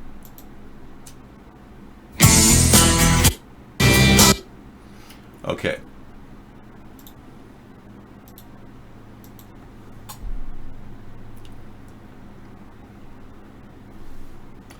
Well, I think if they have this ability, Apple does, we're probably all kind of screwed. Because, you know, eventually Siri will be saying we're threatening people, and, you know, gradually Siri will manufacture our voices and say, you know, these are threats. And, you know, eventually when AI realizes that a system's in place to prevent people from threatening the government, they'll just make Siri use your words to threaten the government, and then you'll just be arrested. I mean, that's what they're virtually learning from what they're doing. Improving Siri's privacy protections. How Siri protects your privacy. How's your data making Siri better? As a result of our review, we realize we haven't been fully living up to our high ideals, and for that we apologize. And we previously announced we halted the Siri grading program. We plan to resume later this fall when software updates are released to our users, but only after making the following changes. First, by default, we no longer retain audio recordings of Siri interactions. We will continue to use computer-generated transcripts to help Siri improve. I don't want to talk about this. Yeah, it's just a nightmare of epic proportions. The fake Dave Chappelle is his new Netflix special discussed. Oh, really? Anthony Bourdain, Michael Jackson? Really? Okay, so the fake Dave Chappelle is doing a new Netflix where he's going to discuss Anthony Bourdain? Really? That's pretty funny. I'll check it out. I don't have a favorite Duran Duran song. Yeah. Sorry. That was a real lost time in American music. It was like we were groping for something, we didn't know what it was. It was, well, they delivered. Amazon's smart doorbell company partnered with 400 plus police departments to survey your neighborhood. Oh, thanks, Amazon, for just spying on everyone. Big Brother is watching. Over 400 U.S. police forces have access to the video footage generated by Amazon's smart Ring doorbells, creating an unprecedented and largely unaccountable surveillance network outside existing legal structures. Wow. We knew that was coming. It's just a matter of time before they come to your door, ask you to bend over and take the RFID suppository. And you'll be lucky if they lubricate it. I don't know, man. I mean, if this really is Dave Chappelle, honestly, man, do you have the link to that Netflix thing, man? Yeah, I think he's been watching our show and trying to make himself look more legitimate. They all come here, yeah. Why does DARPA need a huge underground facility by Friday? Whoa, are they getting ready like warehouse people in underground tunnels? Attention city dwellers. Oh, look at this. DARPA is making an official announcement. We're interested in identifying university-owned or commercially managed underground urban tunnels and facilities able to host research and experimentation. It's short notice. We're asking for responses by August 30th at 5 p.m. Eastern Time. Oh yeah, who doesn't have access to an underground facility they want to just send to DARPA? Well, you don't get my underground facility. An underground experimentation request for information. I'm sorry, but I'm keeping my entire underground facility away from DARPA's hands.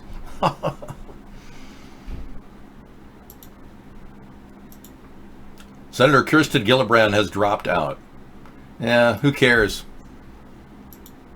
We didn't care about her when she was running, and we still don't care whether she dropped out. It's the same with Jay Inslee, my governor in Washington. It's like talking to a small rodent who thinks only about climate control and how we need to cap and trade. Well, I think her pitch wasn't as strong, and the dumb blonde thing always loses against the brunettes. I think they ganged up on her in kind of a senatorial gangbang of sorts. You know what I mean? Did he say gangbang? Yeah, I did. Jeez. Oh. I mean, I woke a couple people up tonight. Man, are you still at the nursing home, Daryl? Have they transferred you yet to the yeah. Shock and awe. You heard me. Yeah. I think the brunettes ganged up on the blonde. I mean, that's the best way I could describe it. Isn't that what a gangbang is? The urban definition of gangbang is not that, Dave. Sorry, I didn't mean to say that.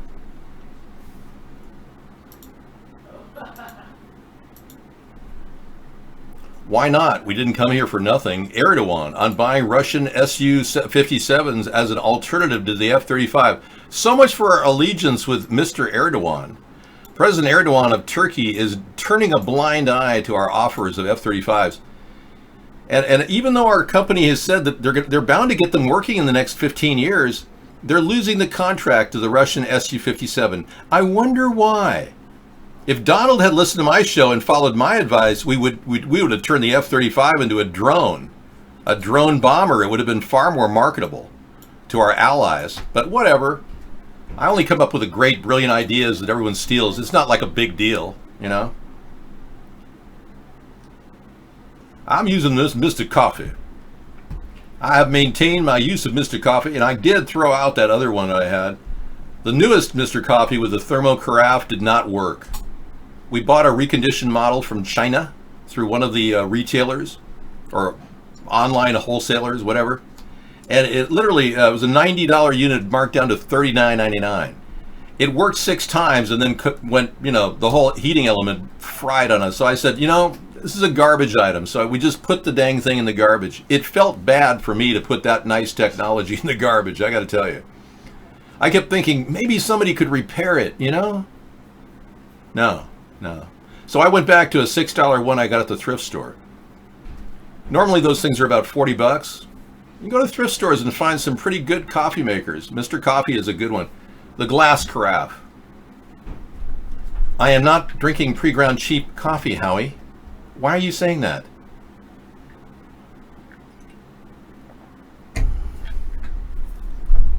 Please don't tell Dr. Meow to buy me a coffee maker. Please don't. I don't want any more Christmas presents from him.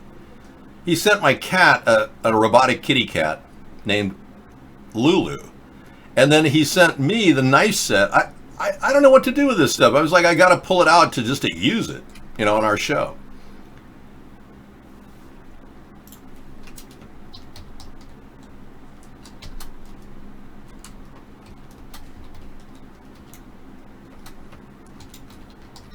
Okay, tomorrow the theme is flip-flop frying. And I'll be introducing this flex cooking style in my cooking show starting at 5 o'clock. Flip-flop frying. That's the whole concept of the meal. Yeah. I've been doing this as kind of a steam fry with the flip-flop mixed in with it. Great 12 cup brewer. Yeah, Black & Decker, but come on. Seriously. Black & Decker, I'll take a Mr. Coffee any day. Now, Elizabeth Warren saying she's, thank you. She's sorry for the harm she's caused the Native American Forum. Elizabeth Warren, you need to actually,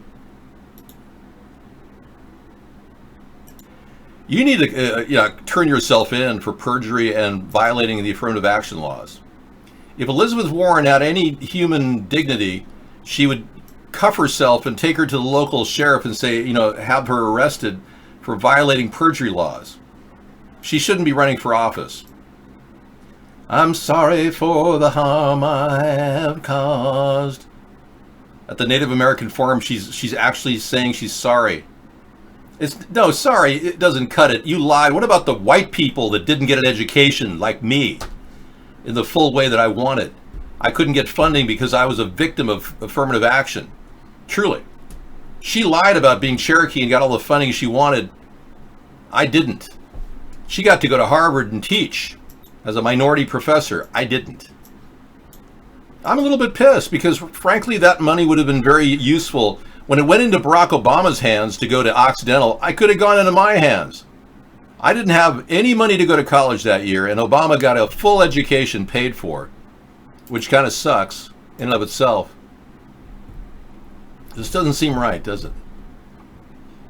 No.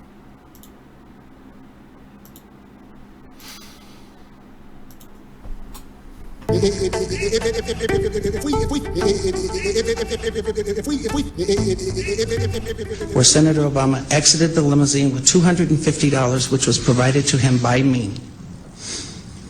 Returned a short while later with an 8-ball of cocaine, which he gave to me. I did ingest a couple of lines of cocaine, and shortly thereafter, Senator Obama produced a glass cylinder pipe and packet of crack cocaine from his pocket. Obama then smoked the crack cocaine. I performed fellatio on Senator Obama in the limousine during the time Senator Obama was smoking crack cocaine, after which I had the driver take me to my hotel, the Comfort Suites, Gurnee, Illinois. Yeah, so that was a guy who actually told the world, and all the Democrats weren't listening, that he had done crack cocaine with Barack Obama, and Barack Obama had oral sex from the guy. I mean, come on, people. We've been lied to so many times by these New World Order puppet presidents like Obama and Trump. Now many people are coming in the show. They were totally pissed off this past week that Trump said that he was the chosen one. I mean, that's got to be the most ridiculous thing of all. I am the chosen one. I am the chosen one. I am the chosen one. Yeah. Chosen for what? So here we go. Making the click-through for worthwhile, an observation that American employers run aground when they start evaluating their employees and their political views on social media rather than the ability to do their work well. Trump rages. Although it's not clear what all this public raging is doing for him, Trump allies boast they've accumulated a lot of damaging information on reporters critical of the president. Okay. I don't know. It just seems like the Republicans are losing ground with Trump pretty much alienating people who are pissed off at the guy. And they're tired of this raging behavior of his. We have a story here that came in I did not cover. Wealthy former Hillary Clinton donor Steven Rosenberg is using a secret shell company now to back Trump. Look at this. See how they play both sides? They're controlling both sides now. If it wasn't Hillary, they're going to vote for Trump now. Steven Rosenberg, a wealthy real estate executive, is using a shell company to make his donations. His company's SR 2018 LLC is listed as a six-figure donor to the Trump Victory Committee and is also sending checks directly to Trump's campaign. You got to wonder if he's not going to buy a post as the Secretary of Education like Betsy DeVos did. She literally bought and bribed her way in. Hey, Scissor Fight. Good evening. Welcome. Dorian, that page is not found. Let me go back to the other one. Tiny URL. Thanks. Dorian slams into the Virgin Islands, likely to approach Florida as a major hurricane. Here we go again. Looks like Hurricane Sandy. Hurricanes are now going into oncoming prevailing winds now. Never before in history has this ever happened, and now it's happening whenever they want to turn on the radio frequencies and make it happen. So Puerto Rico is now in the midst of it right now, and we're probably going to be seeing a drain on FEMA camp funds from Donald, or FEMA funds rather, from Donald, who's using them for border defense and border security. There won't be any money for Puerto Rico anymore. And the $93 billion he promised he sent, they only got $11.5 billion. I mean, they're hurting for certain, man. We'll see how Florida handles it. Because, you know, this is so low right here that water will just go right over that whole tip. And if water levels raise, say, 5 feet in the next few years, Florida is not going to be Florida anymore, I'm sorry to say. Yeah.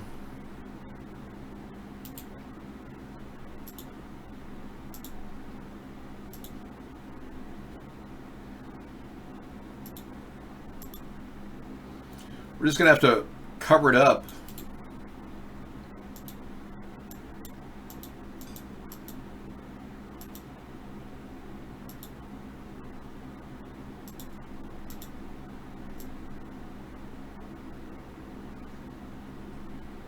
So the new look of the eastern seaboard will probably be a couple. There's like one mountain in the southern portion of Florida. And of course, most of the front of the eastern seaboard will be down. Most of Manhattan would be underwater if they had a 5-foot increase. Forget about the eastern seaboard. Yeah. DC would be underwater. Yeah. Hey.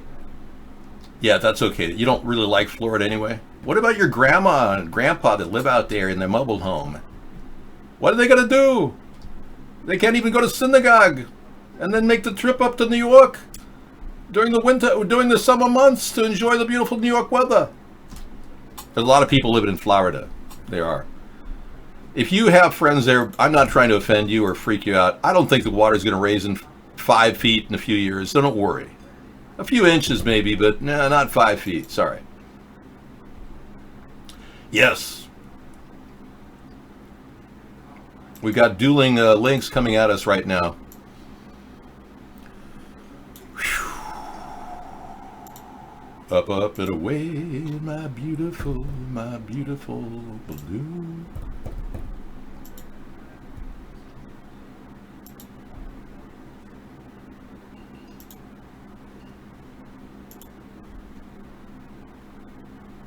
Her days in Congress are numbered. We reported earlier that Alex Jones is pitching this story about how the Republicans are going to be going down, that Ilhan Omar is somehow going to be prosecuted for 40 years for all the crimes she's committed.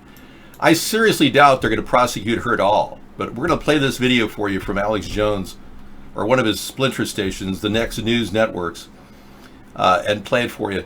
It's really, yeah, I don't think Trump is going to charge her with any crimes because she's in play. She's a scapegoat for the Muslim world. I have no problem eliminating that link. Okay, here's a story.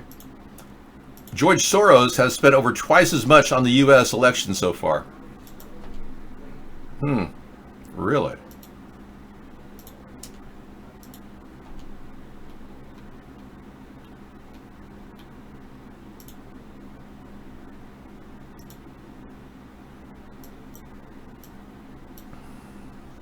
The Hungarian-born Jewish billionaire Democracy PAC is his first involvement in the 2020 election cycle. So he's doubling up. He's trying to control our country so much.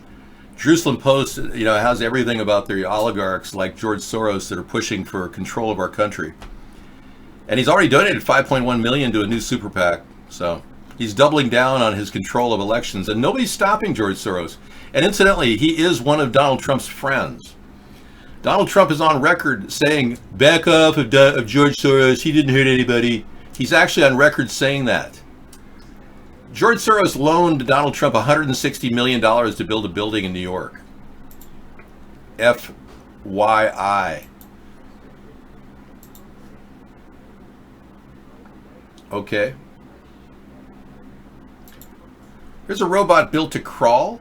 That'd be good for tomorrow night. Yeah. Technology Thursday. A snake-like micro-robot built to crawl through human brain tested for the first time. Oh yeah, who doesn't want that? The super flexible robot, less than a millimeter thick, is shown slithering through a model of human veins in an astonishing clip. Prince William joins doctors performing a robotic surgery.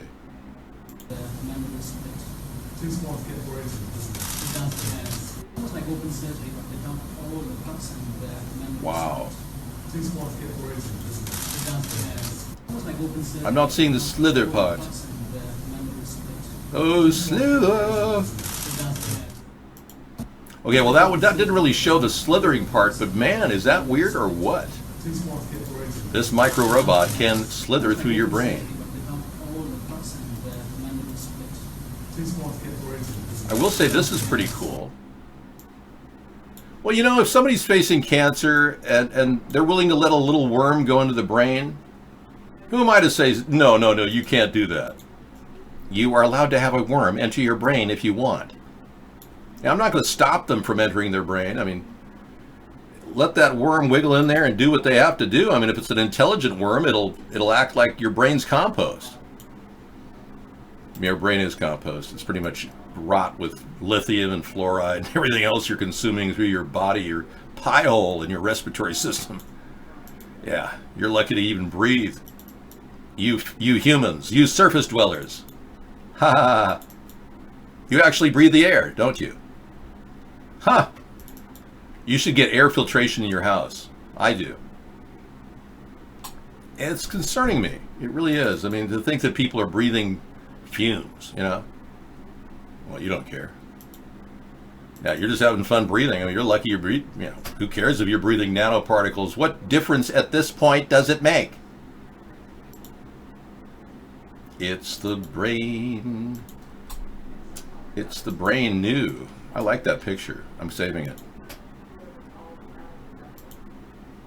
Dave, what do you think about nationalism?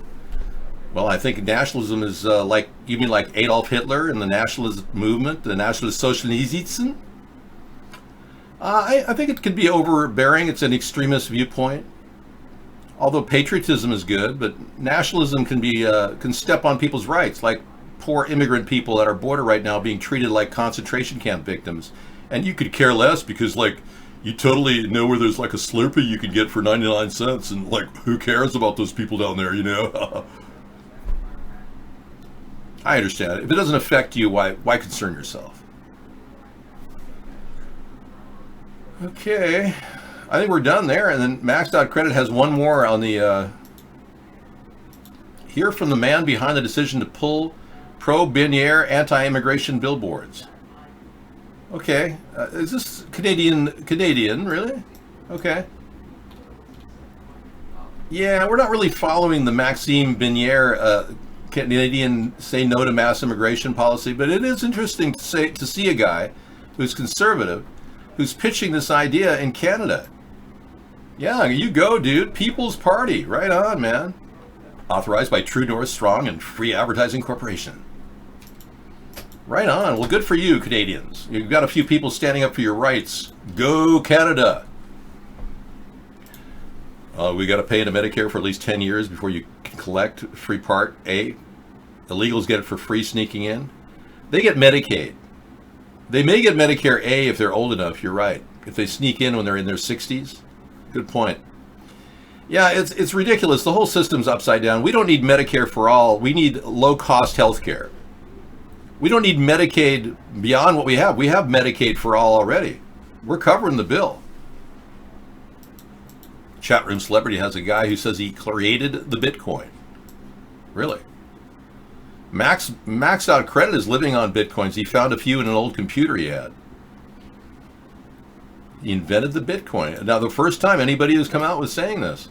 A man who has insisted he's the man behind the pseudonymous identity of Satoshi Nakamoto, inventor of Bitcoin, has been ordered to pay half of his cryptocurrency bounty to a man believed to be his former colleague. All right, well, you know, the theory that this Nakamoto guy, yeah, Nakamoto, I don't know. I mean, if he's the man behind the man, then the man behind the man, is that like two guys having sex or something? Satoshi Nakamoto, the famed creator of Bitcoin, now being denied rightful ownership of Bitcoin by this man. Clearly a big problem, and big problem will pay out. The revelation inspired Kleiman's brother to begin a legal battle to uncover the buried treasure of his Bitcoin. Kleiman's estate sued Wright, alleging that Wright mined Bitcoin with Kleiman. You know, I could care less. These investor scams, I don't care. I really don't. Now, is Bernie copying me? This is a question. His unique plan to legalize marijuana, and I've been promoting this for the past 11 years, but these guys are now seen as protagonists of marijuana legalization, but Bernie's using the same concept that I've been using. More people favor, over 64% favor recreational cannabis. So promoting it like he is, he's grabbing their views. But I'm not going to look at the whole approach that he's got. I have a full legalization plan with the ability to grow up to 6 plants personally for everyone in the United States per year. Same as California, ostensibly. And the goal is to actually build a tax structure around a 10% tax at every stage of production. Middleman and the final retailer pays 10%. So we're hoping to get 30%, maybe a little bit more, from the tax nationwide. And we will dole that back to the states per capita. That's how I would like to do it.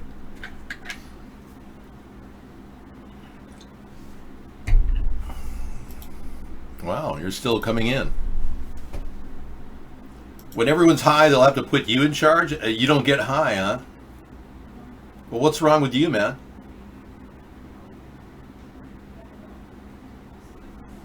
Yeah, with all your medical problems, I would think that you'd want to smoke a little doobie. You know? You're in a recreational state. Why not, dude? I mean, or even have one of those pills. They make a pill now with a little THC and a little bit of CBD in it. Thank you, Sausage, for your support.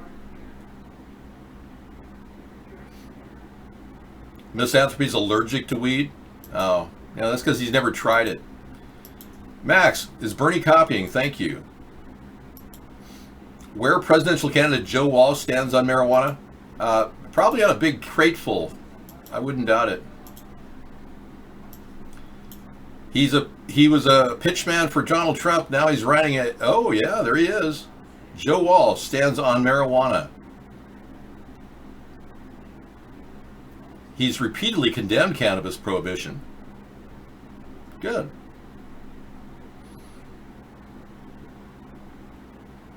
He did co-sponsor or favor a 2012 floor amendment to protect states with medical cannabis programs. It's time, he says. Legalize marijuana. If a 21-year-old can drink whiskey, he should be able to smoke a joint. Thank you, Joe. At Walsh Freedom. Right on, man. That's great.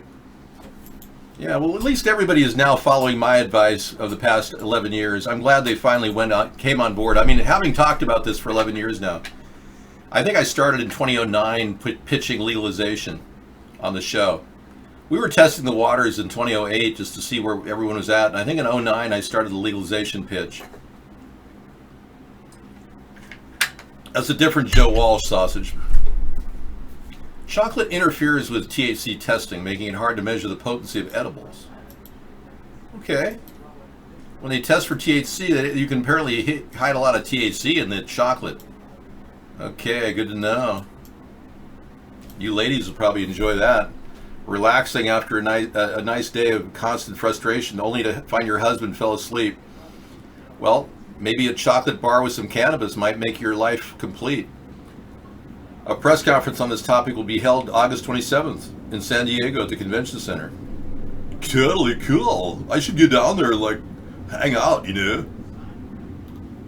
Yeah, so apparently testing the THC, it creates a problem. Well, I would test the THC before you mix it with the chocolate. That way you know how much you have in the chocolate. Don't try to test the chocolate, the finished product. Yep, more copycats of the ATP plan. The free money plan that Yang is pitching is out there, but again, I will only match his number and beat it if he wins the nomination for the Democrat. $11.11 per month, my winning number. Free money plan, not so universal as Andrew Yang and Bernie Sanders clash. Okay. Well, Bernie is trying to out-Bernie himself, and the free stuff giveaway is turning the progressive candidates into middle school student council hopefuls. Not only will there be chocolate milk in the drinking fountains, college will be free. Bernie started this whole lark 4 years ago when his communism fetish seemed like a punchline, and then he snatched 22 primary states from Hillary's icy craw, and all of a sudden robbing Paul, and Ringo for that matter, to pay Peter seemed like a swell idea. Well, now everyone is trying on the amazing Technicolor commie cloak because it's easier to promise everyone everything than to act like grown-ups and make meaningful budget cuts to further economic growth. Bernie wants debt forgiveness and free college for everyone, which is nonsense because there's no reason to jack up taxes for the poorest two-thirds of the country who shouldn't have to pay for the unfortunate higher education choices of the fancier third who probably should have deferred college in the first place. For all those people who have busted their humps and lady lumps, working multiple jobs and living with their parents to finally pay off student loans, why should the slackers get a free pass, especially those who don't even follow through and get a degree? You know, we could easily continue borrowing at the rate we're borrowing, $1 trillion a year over budget. And the Fox News commentators can continue to make fun of all the money that the freebies are offering. And I support, as you know, a basic income. But these Fox people don't realize that we're not financing government. We haven't for years. We've been borrowing every single year, $1 trillion, now $1.34 trillion per year. Yeah. So where are they coming off? This isn't your tax dollars we're spending on the free money program. We're borrowing it. We've been borrowing it for decades.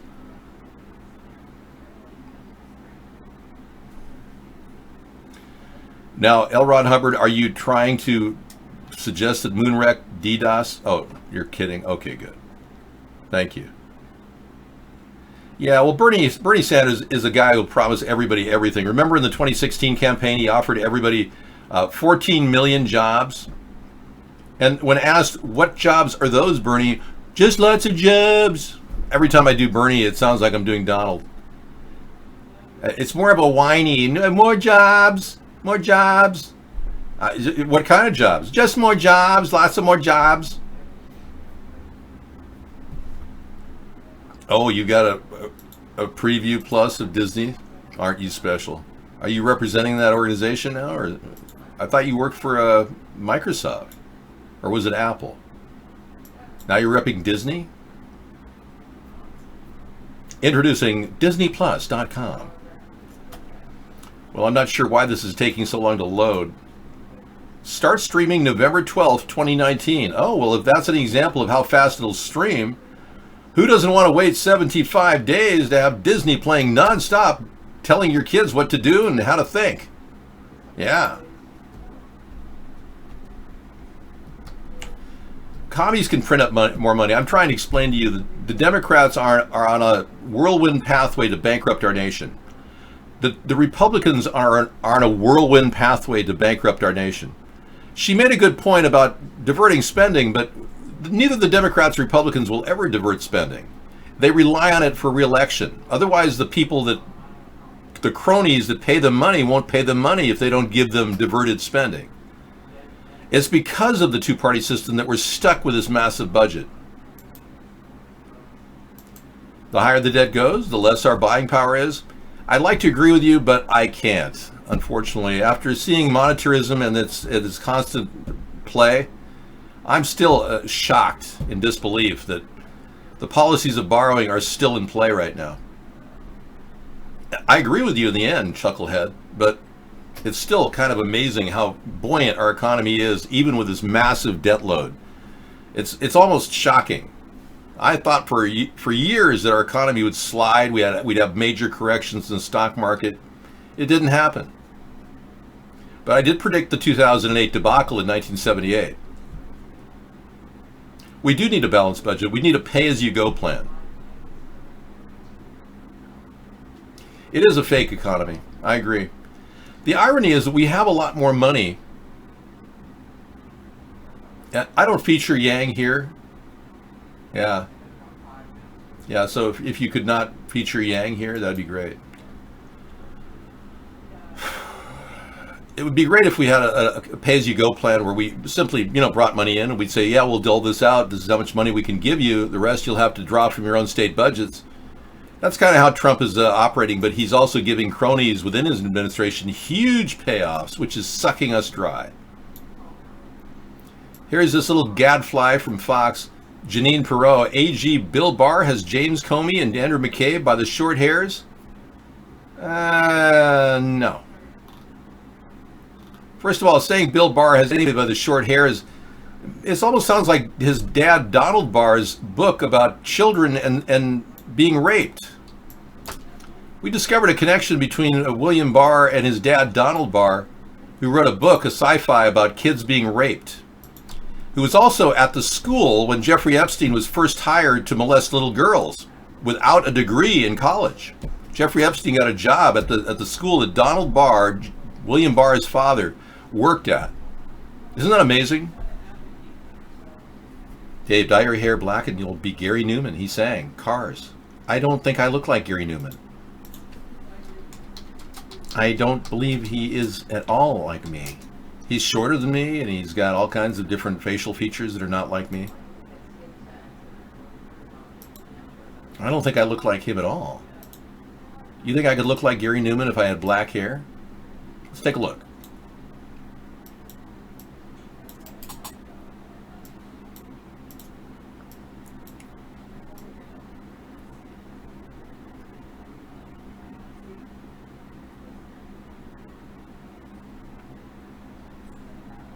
Well, you have a point. You may be onto something there.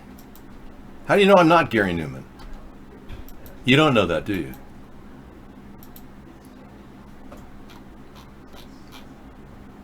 Improving Siri's privacy protections. Yeah, just don't order it. A friend of mine has 2 Siri units and he keeps telling it to do, whatever, and they don't talk to each other. One's hooked up to his cell phone and can access certain music and the other can't. It's like, hey Siri, can you access the other guy's files? I'm sorry, I can't do that.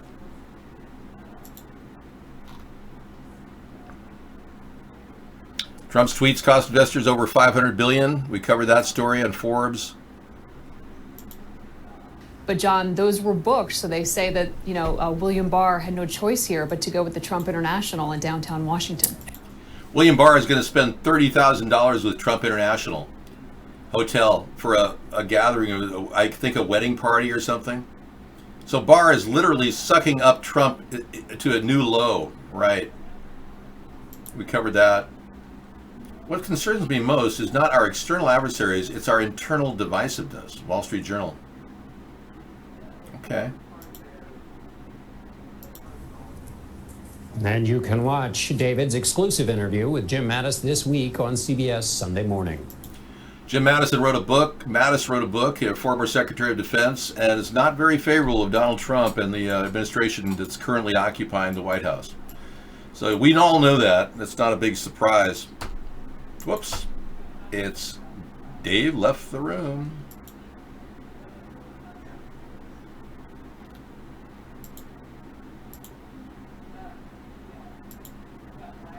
So ways of getting the country going. An infrastructure bank is our original idea. 2% loans to U.S. businesses, hiring U.S. citizens at a living wage.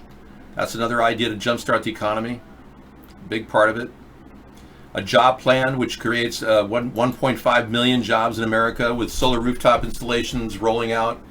Anybody can qualify for a free solar rooftop and we'll be able to pay for it with electric savings over the years. We'll fund that with the infrastructure bank money. The money in our current HUD can help buy up houses with a home program we currently have operating. Yeah. Of course, Ben Carson will have to step aside and, will liquidate his slush fund for his personal use. Yeah, we can't have Ben Carson in there with his ball-peen hammer attacking his mother. Donald Barr. More information about things you didn't know about Donald Barr. Okay. Let's take a look. The father of William Barr. Bar none. This is the Barr Conversation. There he is. Donald Barr was one of the senior advisors at the school when they hired young Jeffrey Epstein, who happened to like teaching younger girls. This is Jeffrey Epstein's first job, and by the way, he didn't have a degree out of college. So what kind of a guy gets a job at a prep school without a master's or a bachelor's degree at a college in mathematics? Jeffrey Epstein. He hired Jeffrey Epstein to teach secondary school math and science when the now dead sexual predator was just 21. I don't think he's now dead, by the way. I still think he's alive. Epstein had taken classes but ultimately dropped out of 2 prestigious New York universities. Donald Barr hired him to teach at the famous prep school. Wow. That's when he made connections with other rich people.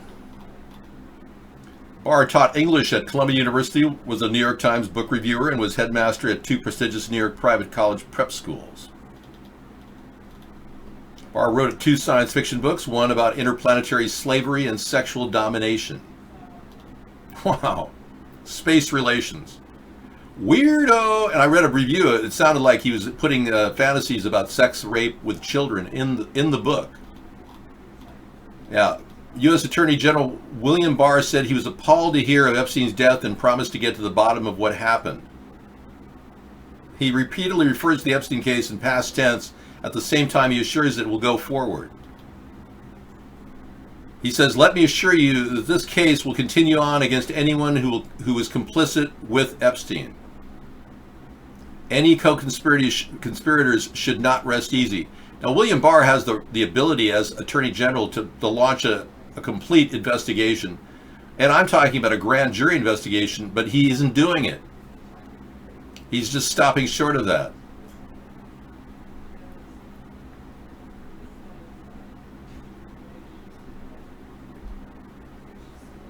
One person says, "We will find out what happened to Jeffrey Epstein from AG Barr's Department of Justice, just like we will see Trump's tax returns and the unredacted Mueller report."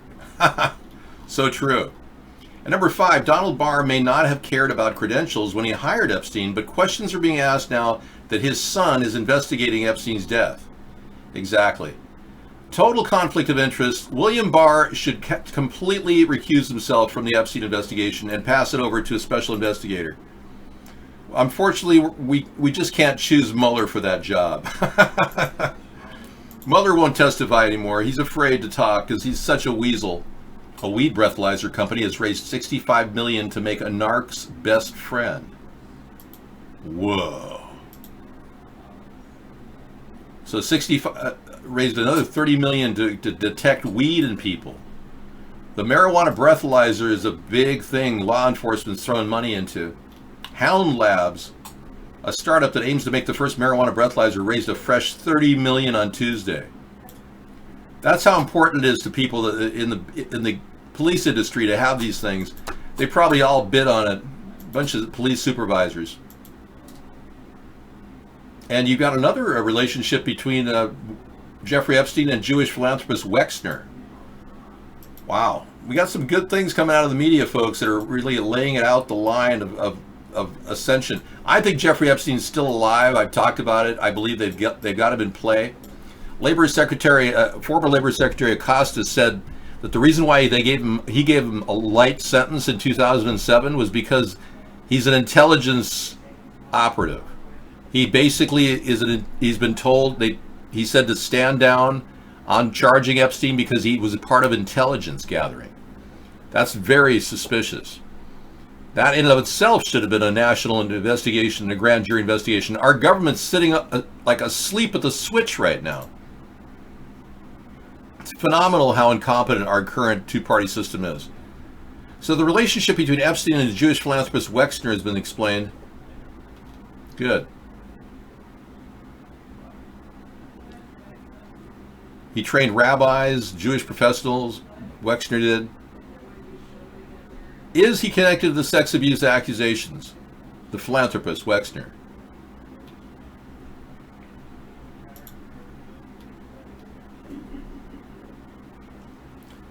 The owner of Victoria's Secret, who at one point was Epstein's only known financial client, Wexner was very close with Epstein and trusted him as a money manager and legal representative. Apparently, he took a lot of money from Wexner, and Wexner didn't seem to care. He also misrepresented Wexner, claiming that Jeffrey Epstein claimed he was a Victoria's Secret scout. So he manipulated this now 81-year-old Jewish billionaire. He has Bath and Body Works, Victoria's Secret. He owns both those companies.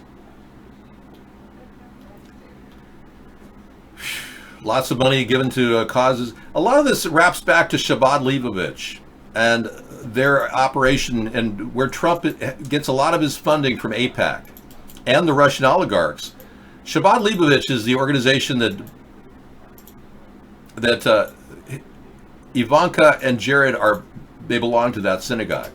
It's the largest in the country. It has reach all around the world and is most likely the people that hooked Donald up to low-cost loans from Russia 20 years ago when he floated financially through the 08 debacle and other times that were tough.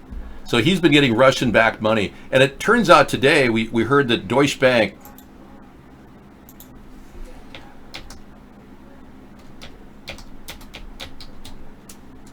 and Trump are possibly, we may have a revelation shortly.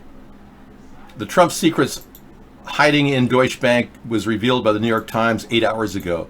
And this story is pretty powerful. It shows that Donald Trump's Deutsche Bank loan of $1 billion is underwritten by Russian oligarchs. And that we may be seeing some tax returns finally from this angle.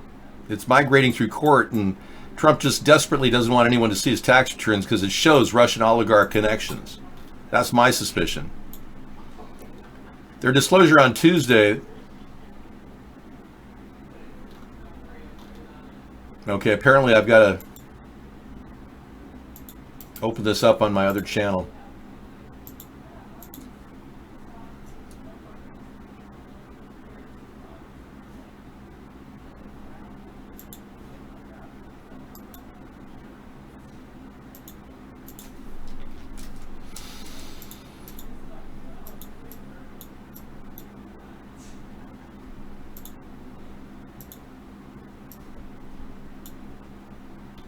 Apparently it's not happening. Yeah.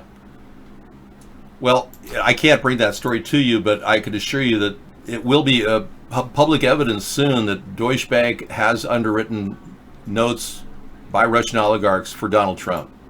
It's one of the reasons why Donald Trump wanted money right around the election time from Deutsche Bank, and they turned him down. He was red flagged by a couple people. No, I've never had my tongue pierced. That's not true. I go for the pink salt myself. It's got minerals in it. Yeah, it's mined in the Himalayas.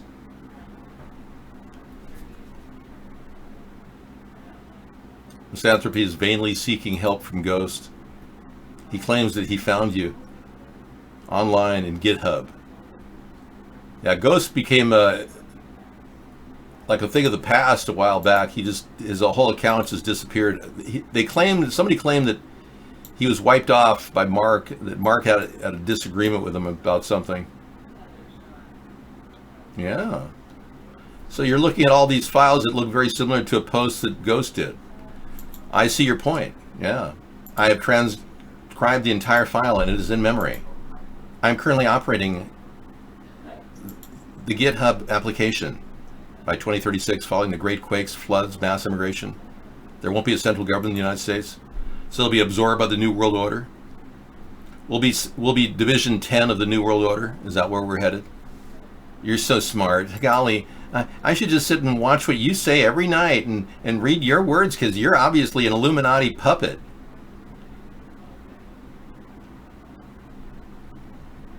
Ghost is not here. He left. It lets you use your phone from the Linux system. Okay, great. They've had telephony systems like that since 2007. An organization called Ribbit was developed on a similar platform. Yes, I am fully aware of it. It is very suspicious, yeah. He's here? Where is he? I don't see his name in the lineup. Is he Final Dream? Because the guy Final Dream is claiming to be him. Oh, we have another one? Okay. You've got the Maxwell connection to George Galloway. Oh, it just keeps coming with you, man. I've never seen a bigger link provider. Well, Scissor Fight's just as large of a link provider. But man, you just keep coming. Man, I never thought you'd be that into dropping links there, buddy. I'm being flooded with Max's links. He keeps throwing them at me. Like I can absorb all these links and my RAM isn't being eaten up as I speak. Man, I'm trying to run an operation here. It's almost impossible. Mysterious death of alleged Epstein Madam Ghislaine Maxwell's father. Years before Ghislaine Maxwell was linked to pedophile Jeffrey Epstein, her father was dubbed one of the worst criminals of the century. Wow. For weeks on end, one mysterious name has dominated headlines, Ghislaine Maxwell. And, you know, nobody in the FBI is looking up where she is. She's completely protected. The former girlfriend, alleged madam of multimillionaire pedophile Jeffrey Epstein, has gone to ground since the convicted sex offender took his life, allegedly. I'm going to say allegedly because I still don't believe the coroner report. I think they're lying. But this hasn't stopped the privileged British socialite from being accused of facilitating Epstein's crimes and being described in court documents as Epstein's madam and his procurer of underage girls. The 57-year-old has never been arrested or charged and has denied all allegations made against her. But while an inquest ruled his death was the result of a heart attack and accidental drowning, conspiracy theories swirled the father, okay. The body of the publishing baron and British MP was found floating in the ocean. Her father was a media mogul and fraudster named Robert Maxwell, who died under bizarre circumstances. He was found floating in the ocean naked after he vanished from a luxury yacht in the Canary Islands. His death ruled a heart attack and accidental drowning. Many believe Mr. Maxwell met with foul play. That theory was all the more convincing as 3 pathologists couldn't agree on the cause of death at the inquest. It also emerged the 68-year-old was due to meet high-profile Bank of England figures on the day he died. It was his day of reckoning.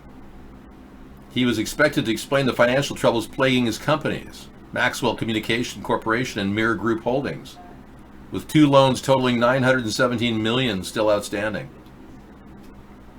There's Trump and Melania with Jeffrey Epstein and Ghislaine Maxwell at Mar-a-Lago in 2000. So yeah, 20 years ago. And he's claimed that he didn't have a relationship with Jeffrey after a certain period of time, but I got to tell you, Trump invited Epstein to the Mar-a-Lago in 2016 after he won the election, so I even read it in the news. I'm having a hard time pulling that article up, though. In any event, we're not going to get any real action against Donald Trump or even a deep investigation into Jeffrey Epstein's obvious fake death. Our country is still sitting on the precipice of a massive pile of corruption that you can't even begin to fathom how deep it is at this point. All I can tell you is my gut feeling is that these people have been playing their games for a long time, and we're just getting a little peekaboo view of their game. And the recent reveals of Jeffrey Epstein has given us that backdoor view. Yeah, Ghislaine Maxwell is not being pursued by the FBI. It's been an open shut case. William Barr will sweep this under the carpet in a couple days. Yeah, and I wouldn't doubt Epstein's out playing with little girls right now. I would not doubt that at all. And he's being used as an intelligence officer with all the dirt he has on all these political elements. They've got a lot invested rolling into Jeffrey Epstein. They weren't going to let him sit and rot in a cell. And they certainly weren't going to let him commit suicide. So they had to get him out of the cell, make everyone think he's dead so he could get back into the, operation of molesting children and getting them in front of a bunch of pedophiles so they could, get the dirt, videotape them so they can use it against him. This is a major operation going on, and now we finally saw it. And I don't think any of us at this point believe that this isn't happening and they're getting away with it.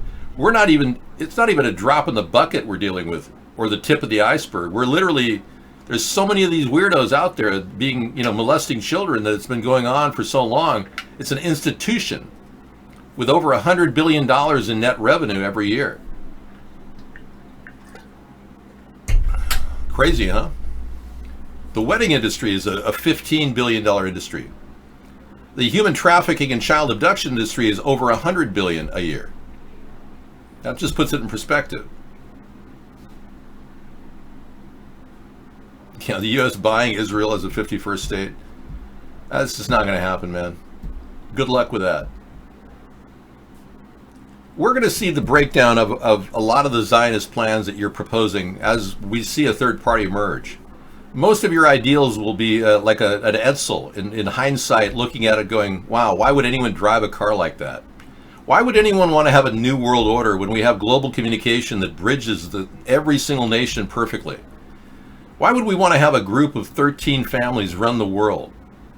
You're doing the same thing you did in previous decades and centuries, trying to control the world. It's not going to happen. The nation-state model will eventually devour your sick, evil plan.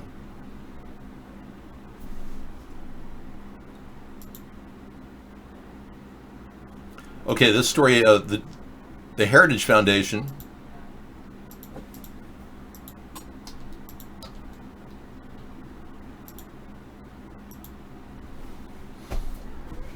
Well, what's going on? Did you want another round of dinner or something? What's going on? Heritage Foundation bewildered by Biden claim about Trump tax cuts. Let's take a look. He's out and about. He's in Iowa. He was talking to the NBC affiliate, and he was talking about public health insurance and how it would decrease the price of prescription drugs.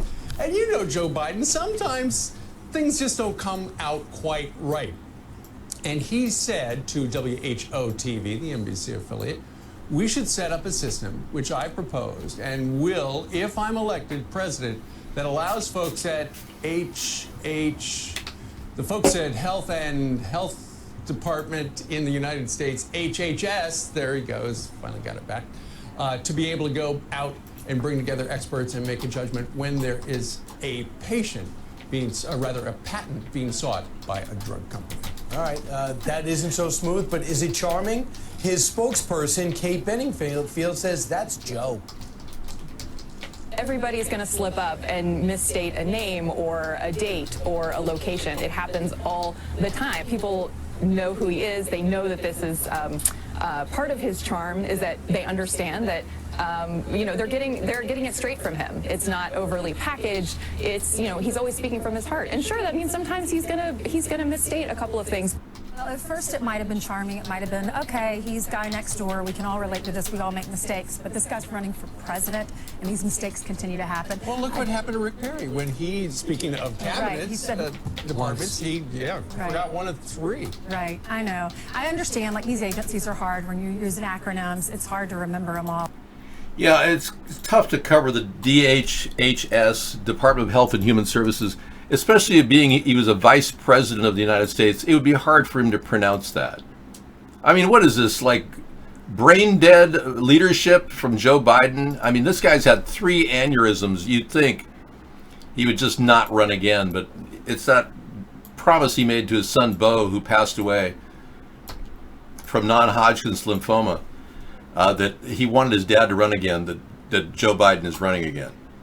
But he's also, having a hard time functioning, barely able to say what he wants to say. The other day he was in New Hampshire, claimed he was in Vermont. He's out. He kind of is out of it. And you can tell he's drinking too. He's slurring his words.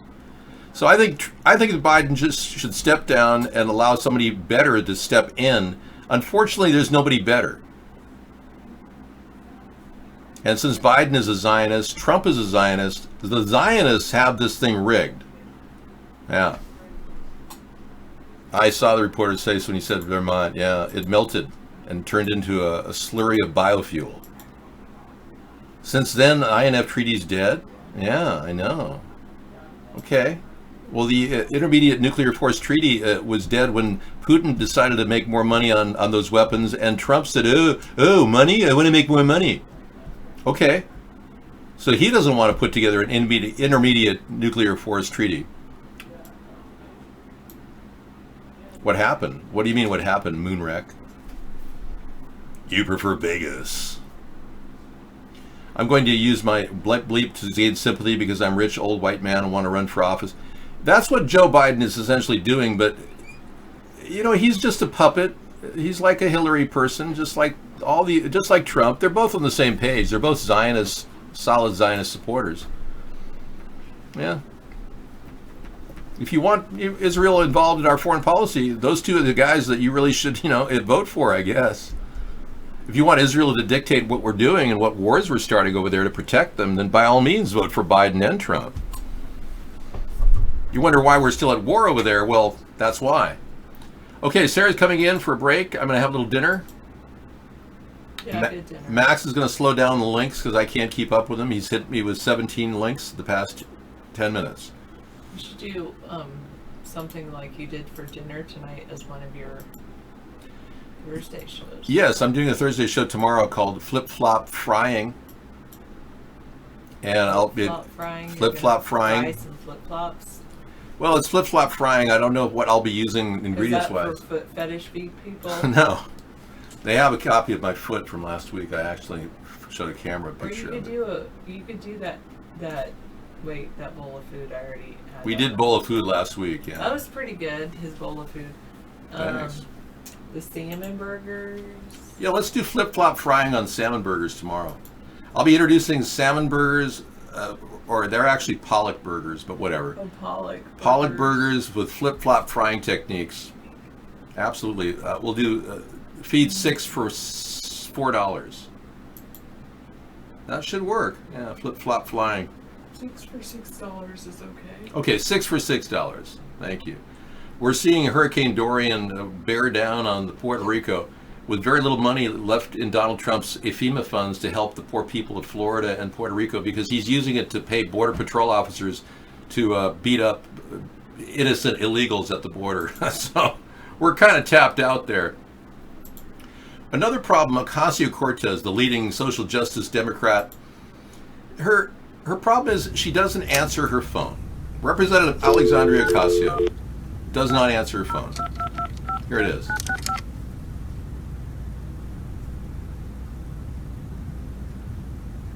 Please visit us on the web at www.ocasio-cortez.house.gov.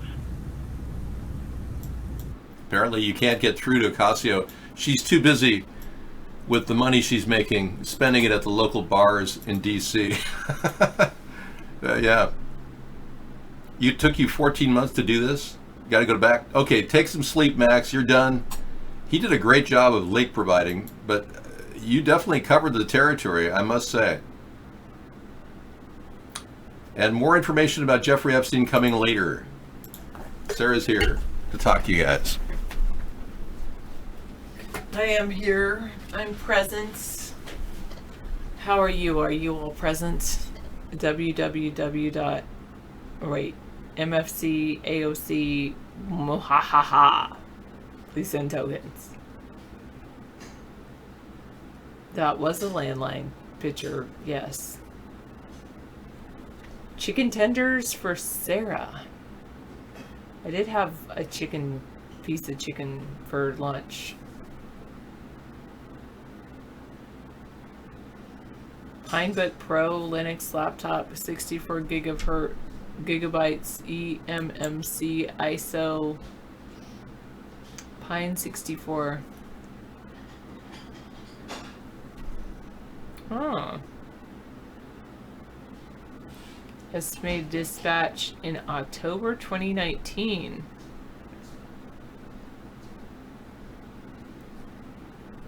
What should I use to build my own server? Should I use that? I don't think so.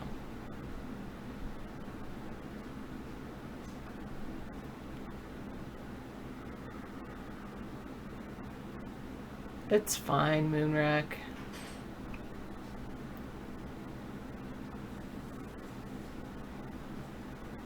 Yeah, I know scissor fight. That's why I asked David, you're frying flip-flops? I don't know if I let David do anything. I mean, you're acting like I control him, I think. And I don't. Hello, John. Well, I just said that because you call me Sarin, like Sarin Wrap. I'm just kidding, one. Chris Titus Tech. Oh, this channel focus is spread into 3 categories that I specialize in: Linux, storage, and servers. Oh, this is an Nvidia's channel. Ooh, I like this. I'm gonna bookmark this. But if I bookmark it here, where can I go? Here, bookmark. How do I bookmark on the Chrome so it goes into my... I think this is where I want to bookmark it.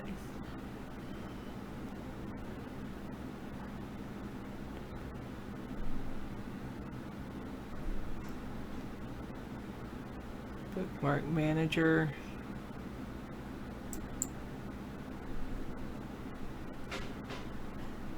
Nvidia's servers and more. Maybe I'll do that.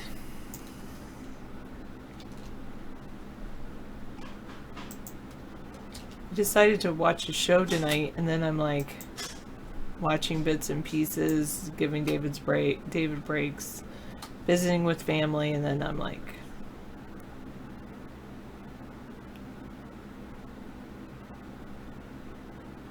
oh, click view channel in YouTube since I don't seem to care. You think this is David?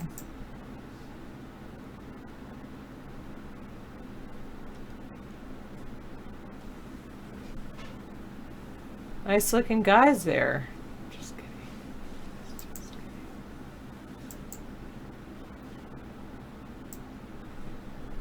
Oh, goodness. All right.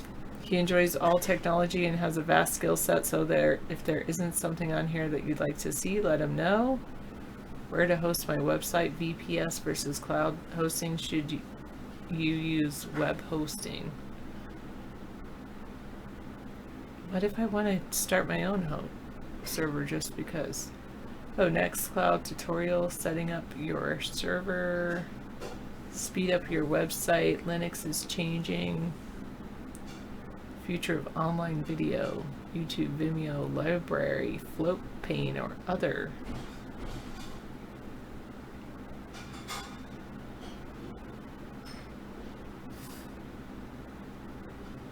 Yeah, this looks good. I appreciate that.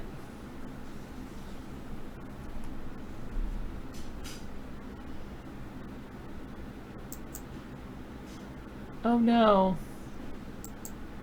Oh, there we go.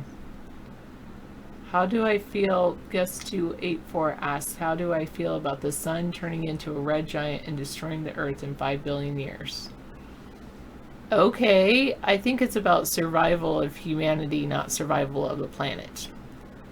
Misanthropy says, Sarah, I think you should develop your own social media site. That's what David thinks I should do. Look, a cat is talking to Dr. Meow. Odin the cat, Meow, do you think New World Order clone humans just not telling us, Meow? You design your site on Wix, use install Wowza. Wowza.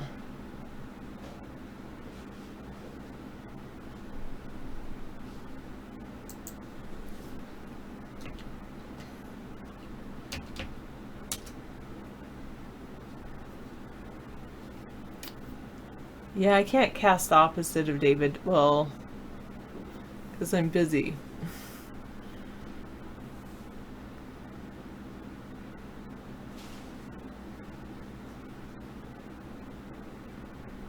Yeah, the problem is, let's look at pricing for Wowza. But maybe it's good.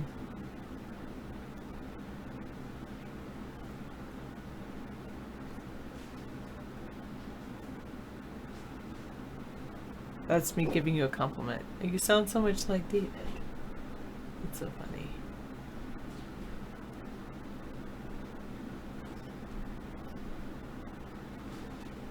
Oh.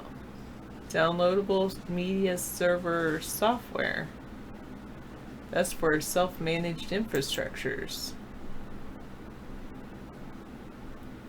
The other ones are $49 a month. The other ones are $65 a month. That's why we're using Vaughn instead. So he can spend that kind of money and not us.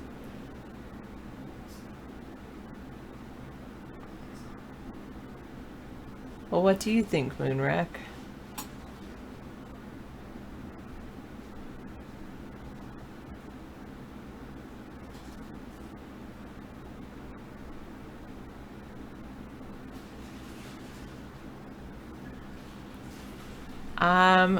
I'll tell you what, instead of what I want to do, what David wants to do is basically make a competitive site to Vaughn, but not necessarily a competitive site to Vaughn, more like competitive solitary. So be able to do everything. I don't want to do like have anybody host their show on it. It's just us, David's show, and that's it. I know. I want to learn. I should go learn from Mark, Chucklehead Charlie. But I don't want it to be. Yeah. It's just like.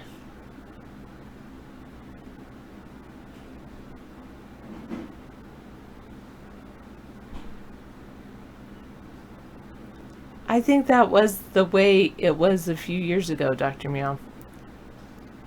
Well, a few generations. 2 or maybe 3 or 4 generations ago it was like that. I agree, Froggy.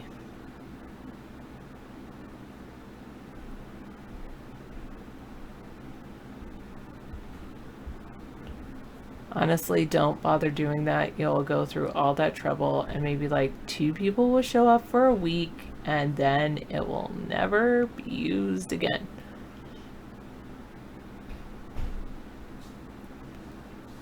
But then I would have knowledge.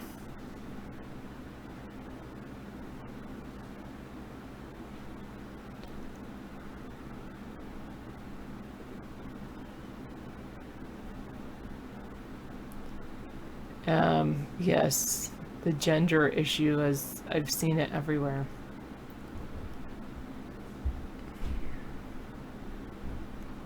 What do you suggest I do? Well, Maxed Out Credit says I should write my book that I've been talking about worms. Did you know billionaires and state government are building more underground bunkers? I think they know something and they're not telling us. Yeah, okay, good point. But I do like learning math.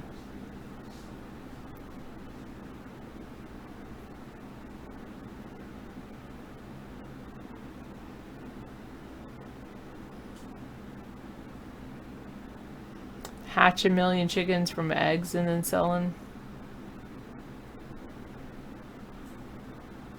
I'm not, Moonrack. I'm tired, but I'm very happy.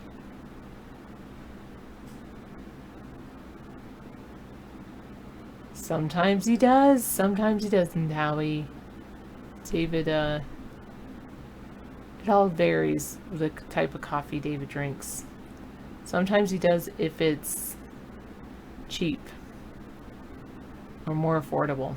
A yes and no. I don't have a classroom full of students yet, but I've been back at work either getting ready, helping other people get their stuff ready, like I did some troubleshooting of tech today for other people more than myself. Some print copies and then training. So our district adopted a different math curriculum than the one we have been using, so now I went to training about that. yesterday. I did a tech coach meeting today. I did training the day before that on equity, social emotional learning.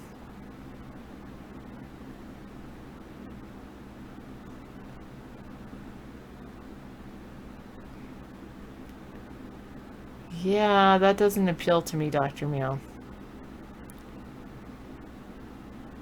Troubleshooting mainly was printer issues, connecting to printers and secure print issues. That was fun.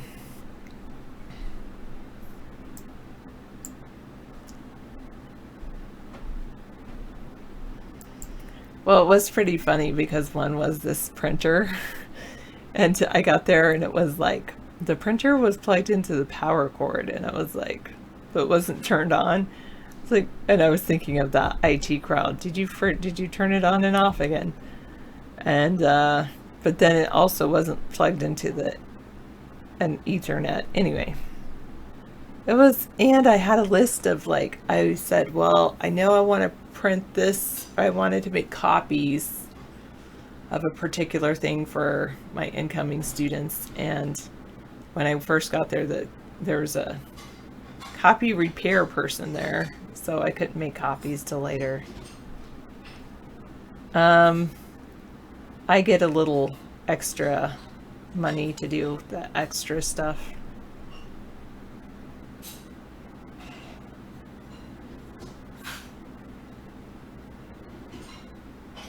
No, not necessarily, Howie.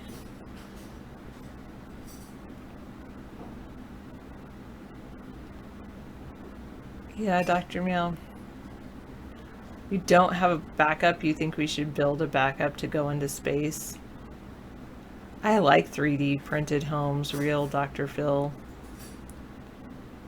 Your liver aches? Stop drinking beer.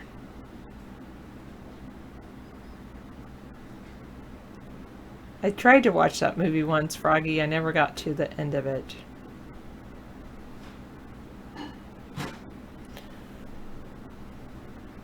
Yes, I have some excellent plans for Labor Day holiday. I'm going to go listen to some excellent music. And tomorrow night I might not be here because I'm going to maybe go to a picnic. No, and some school districts, they still make kids bring in a box of Kleenex at the beginning of the year, but not at my school district because we have had excellent community support. So the property taxes pay for lots of things, including Kleenex. Yeah. And then Friday night, I might not be here either because I'm going, and Saturday night, I might not be here either. Yes, that's why David complains, Chucklehead Charlie, about that. He doesn't like the high taxes.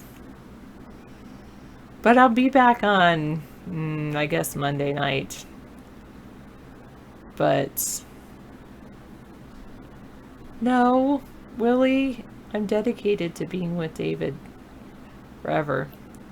Okay, sorry. 284. Did you know billionaires and state governments? Oh yes, building more underground bunkers. No, Salty, I am not.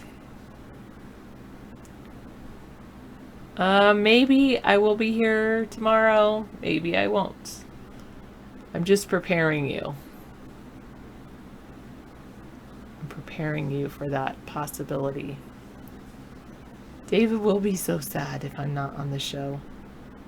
Most likely I will be here tomorrow night, but I'm not sure.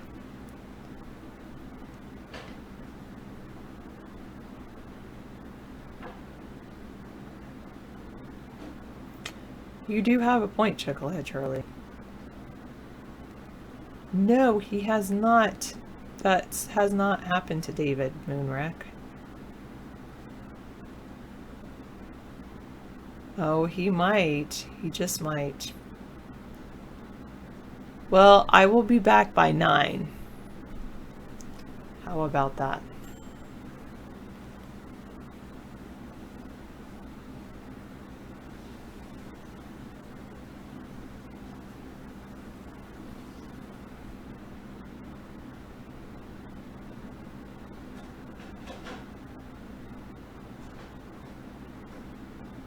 Thanks, Odin the Cat. No, I don't make David a set of rules he must follow while I'm away. Like I said, I don't control David.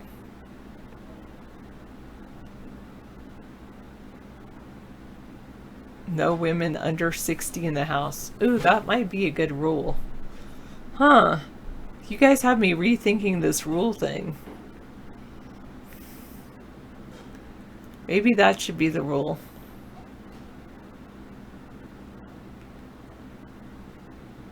I should. That's a good idea, Miss Anthropy. I have been thinking that this house has a lack of pictures of me around the house. I do need to start hanging pictures of me everywhere around the house so David can look at my beautiful face everywhere he looks.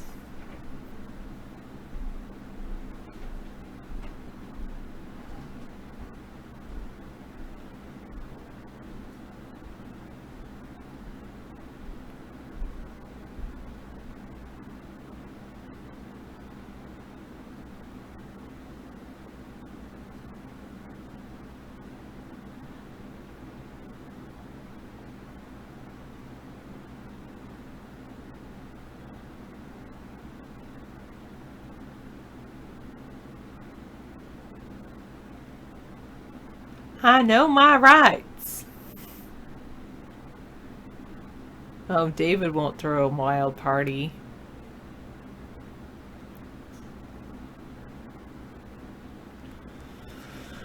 Well, all the guys out there might like this one called Her on Netflix. A movie called Her. No, David's not like that. Howie, maybe he will look at some pictures online, but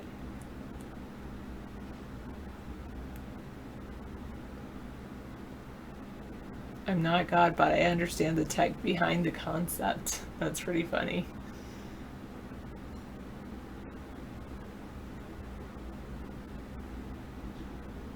That's a good one.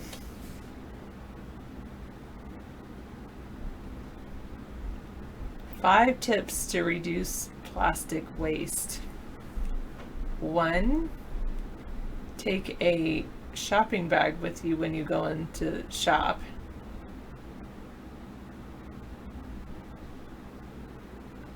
2, buy items in bulk, or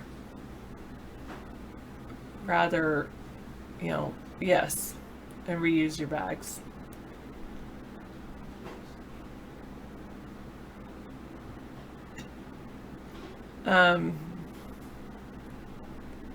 3, here's a great idea I have for people. Well, it's not for just you, for reducing plastic garbage, but I have this idea for people who are manufacturers, and they always wrap everything up in saran wrap, or what is it called? They just cover all these pallets in plastic, and we should create these big canvas. Yeah, they shrink wrap it all. We should create a canvas thing that is about the size of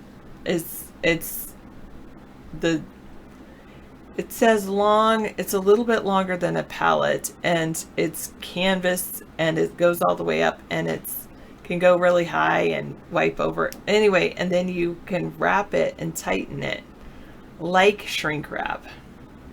But then that wouldn't, yes, like a big giant girdle for the pallets, the palleted products. Could be like a big giant reusable girdle. Because think of all the shrink wrap that's used. That's way more than all the bags. Okay, so that's number 3. Number 4 is the plastic containers that they package things in. All of those manufacturers should always think of, if you can put it in paper or cardboard, do that rather than put it in plastic, especially if the plastic is going to last like 10 minutes for somebody to open up a package.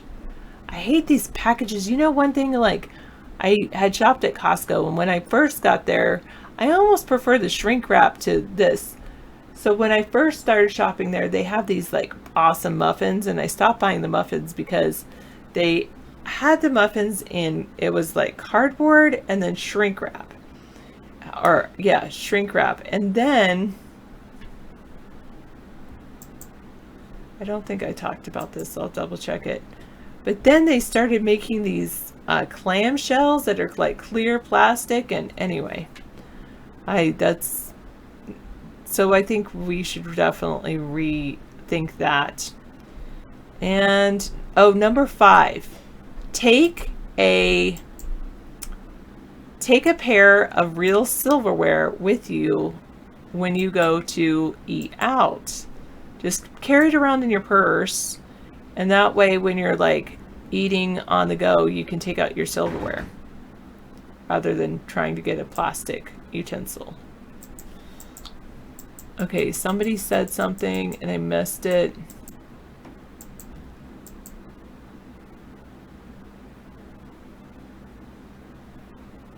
Sarah, somebody said that a lot, and it's not awful show for some reason.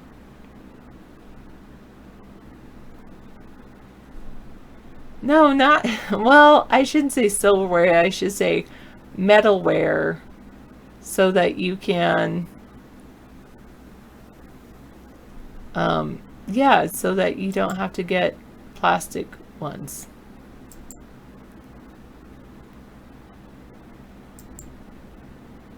I said, what did I say was an awful show? Okay, 1, and then France. France bans smartphones in schools. Are they still banned?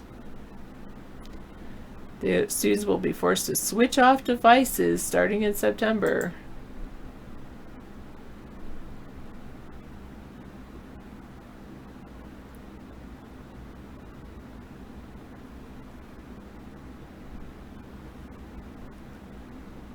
They endorsed a blanket ban on smartphone usage for drivers, even those who moved to the side of the road earlier this year, so more action in a school setting is not unexpected.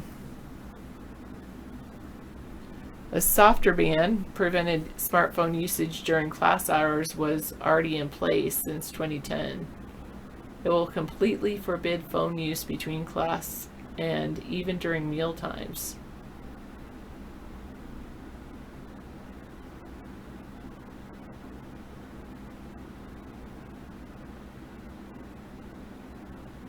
They fear excessive mobile phone use and the allure of the internet may be fueling cyber addiction, sleep disruption, and bullying.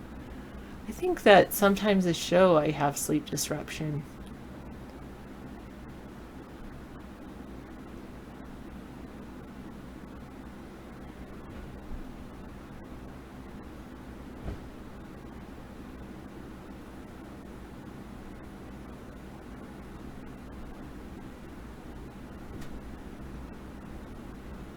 Okay, so where do you wash your metalware?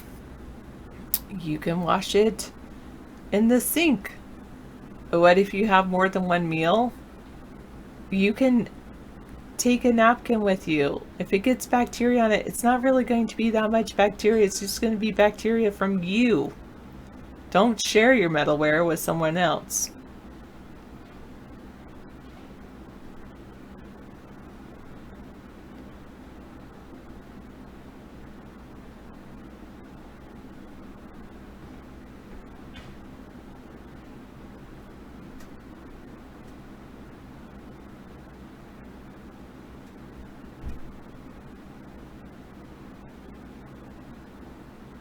You know, pirate, you know how I feel about that word. I think it's name calling, and there's no reason to call someone that name.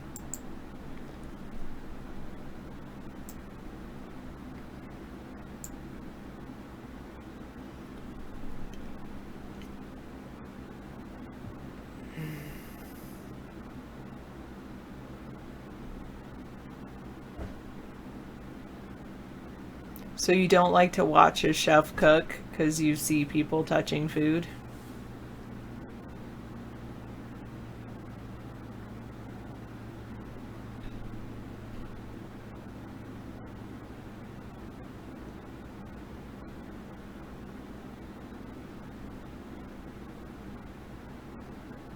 Yeah, I don't like that either, Howie.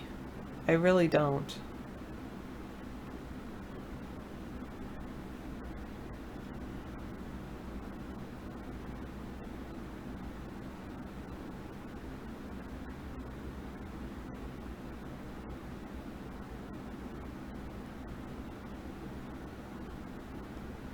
You'll bite someone over your food, Final Dream? Wow.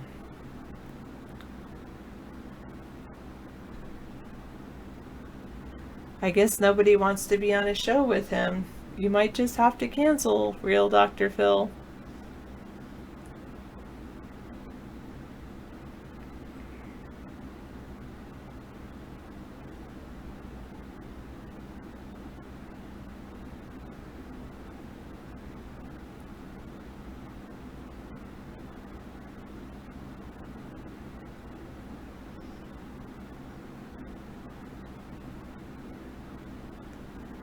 Okay.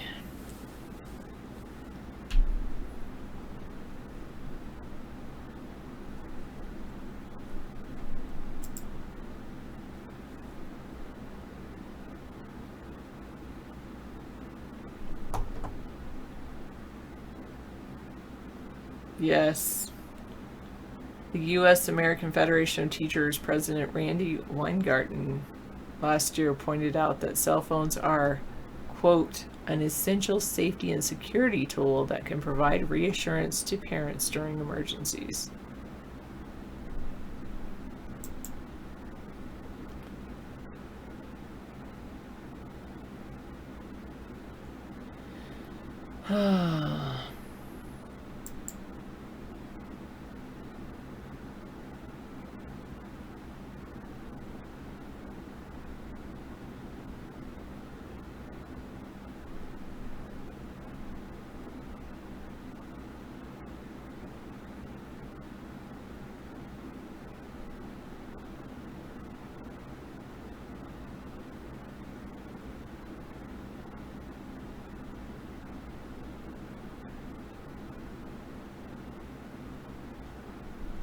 Oh, sorry, I was looking at a website with that Invidious channel that Misanthropy sent me earlier.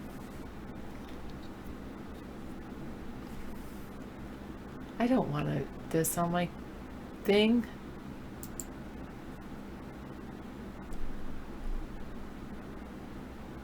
Oh, Kirsten Gillibrand is out. Drops out. She anchored her candidacy in issues of women's equality. She was unable to gain traction, and her failure to qualify for the next debate convinced her to withdraw.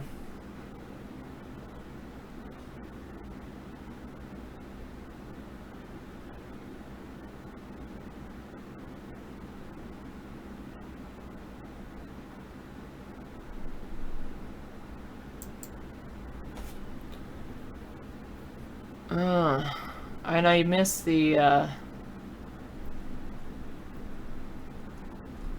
debates. I guess they were tonight.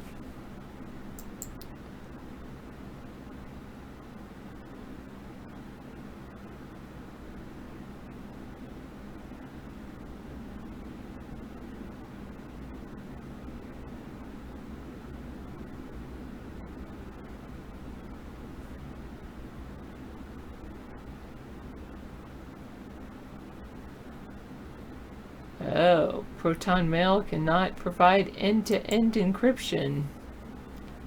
Good to know.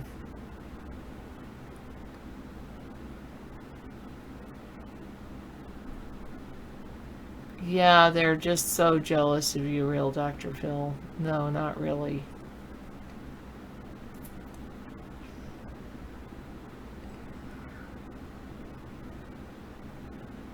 Oh, a UK watchdog is worried the government will deploy lip reading CCTVs.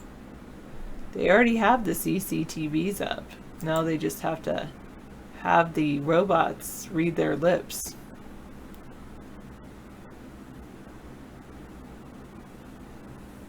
Oh, that's interesting clip to chat. About the number 0.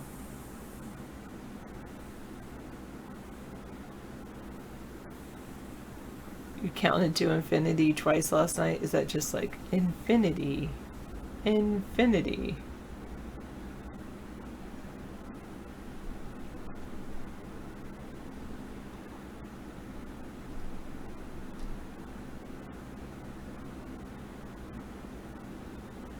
In Puerto Rico, someone died preparing for the Hurricane Dorian. You're not sure where it will hit. Florida, Georgia, or South Carolina.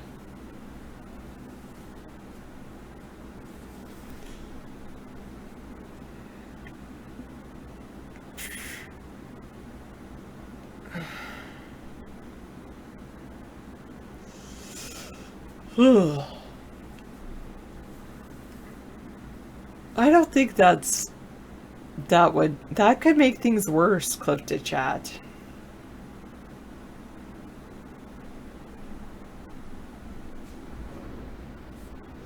Okay.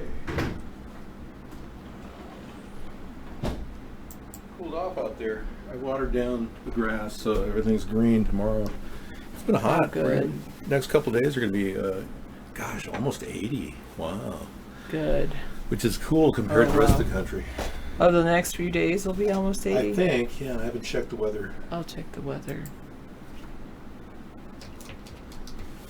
I don't really concern myself with the 5 billion a year sun problem. I think the 7 million light year problem, 7 million light years from now, a black hole is going to suck us all into it. So that kind of trumps the 5 billion light year concern.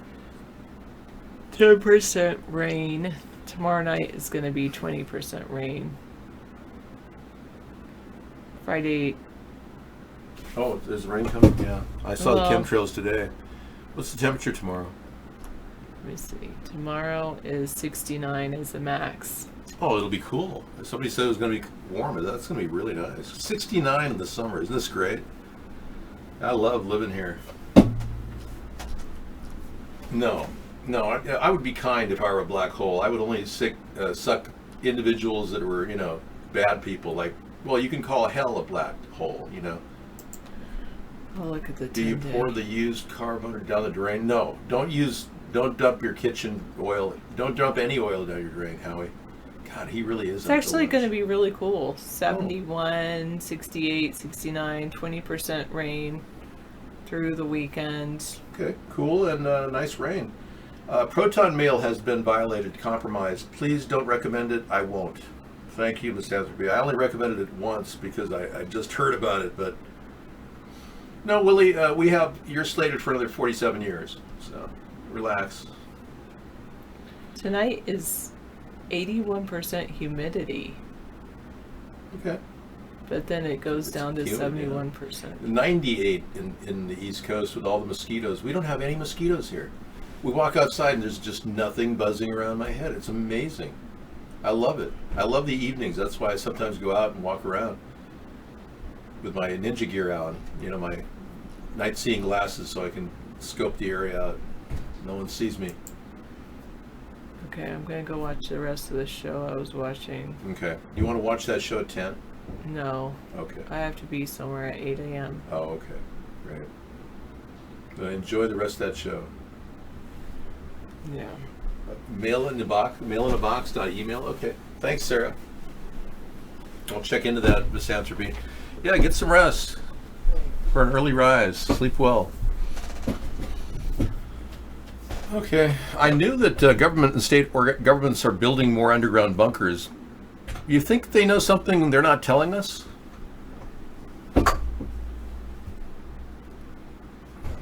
Well, you don't. There are trucks that will run on oil, motor oil.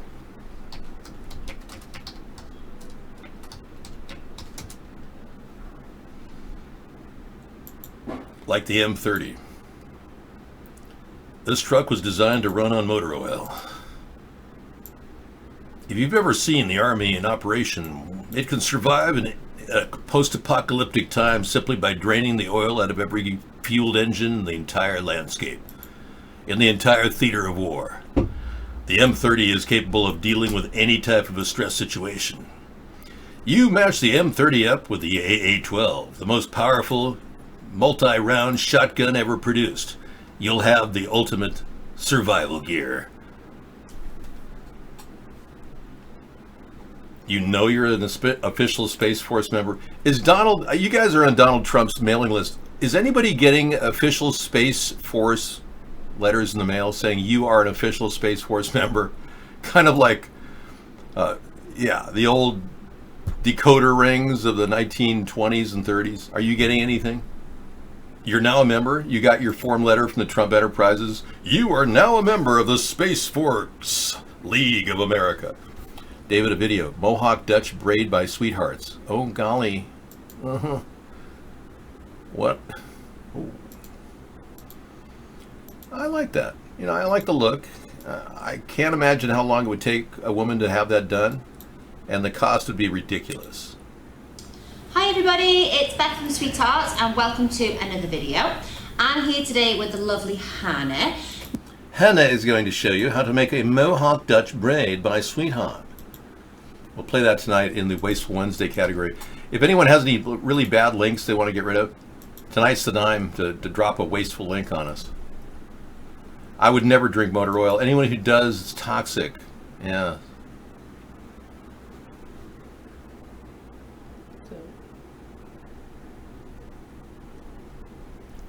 Yeah, 3 o'clock? Sure. Just say yes. And that's,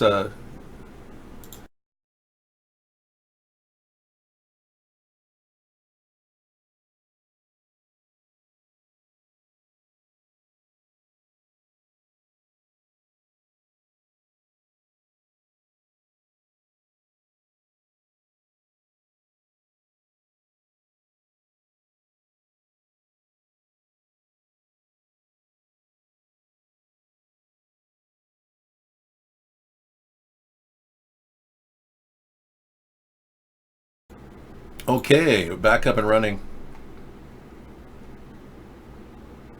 I don't have any smells, nor do I have to bathe in tomato juice just to get rid of a smell. That's for people that are sprayed with a skunk. Motor oil is not as bad as you think. It could be used for a lot of uses. We could downgrade motor oil into a diesel form. I believe that we have a natural resource of oil on the planet, and I cannot get one geologist to agree with me. Okay, somebody needs avocado tree advice. They're getting their avocado trees are affected by perhaps the chemtrails. Let's take a look. Hi, this is John in Los Angeles. Oh, poop, I don't need to say that. Anyway, I'm looking for some tree experts here to tell me what happened to this poor avocado tree. We were growing it, and the thing was awesome. It was, you know, flourishing. It was all crisp and green. And we just came out one day, and look at this. This is the avocados. They're just, like, horrible. They're, like, black, you know, and shriveled up like dates or something, or raisins. Look at this. And a lot of the, like, the limbs are, like, black. Look at this. Wow. Like they're burnt, you know? That is so sad. Take a look at that. I love avocado So if anybody trees. knows what I can do here to save this poor thing, I sure would like to know. Yeah. It's still green. The trunk is still kind of green, but then it gets rotted here. But this was like an overnight thing, man. It was just so weird. That is weird. You know, look at it. It was doing so well, too. Pathetic looking. So anybody knows what I can do here to straighten this poor guy out, let me know, will you? I don't know if he's able to be saved or not. You know, I would do Miracle Grow, and I would do Miracle Grow, a light dose with filtered water, and probably back it up with a little bit of detergent, you know, because a lot of times it's obviously drying out. It's not getting moisture. That was a big problem. I think it may have just died from not watering, but because the ground looked pretty dry there and clay-like. Mulching around it, lifting the soil, creating a circle and watering the circle is the best thing to do for a tree. And this aqua chigger is going to do a very old river crossing. He's going to explore it tonight on our Wasteful Wednesday show. Thank you very much. Adding to that show. Right. Very good. Nice links. Wasteful Wednesday crapmachine.com. Really? Choose the temperature, spicy, hot, mild. Choose the weight, what kind of impact, where it should land. You know, I'm going to pass on that, but, you know, I'll let other people link to crapmachine.com. It looks pretty disgusting. Dr. Real Phil says the guy could easily bring the tree back to life if he sprayed it with gasoline. I don't think so. Something tells me it needs something a little bit more nutritious than gasoline. Wink, wink. Great garage sale scores. Whoa. I want to check that out.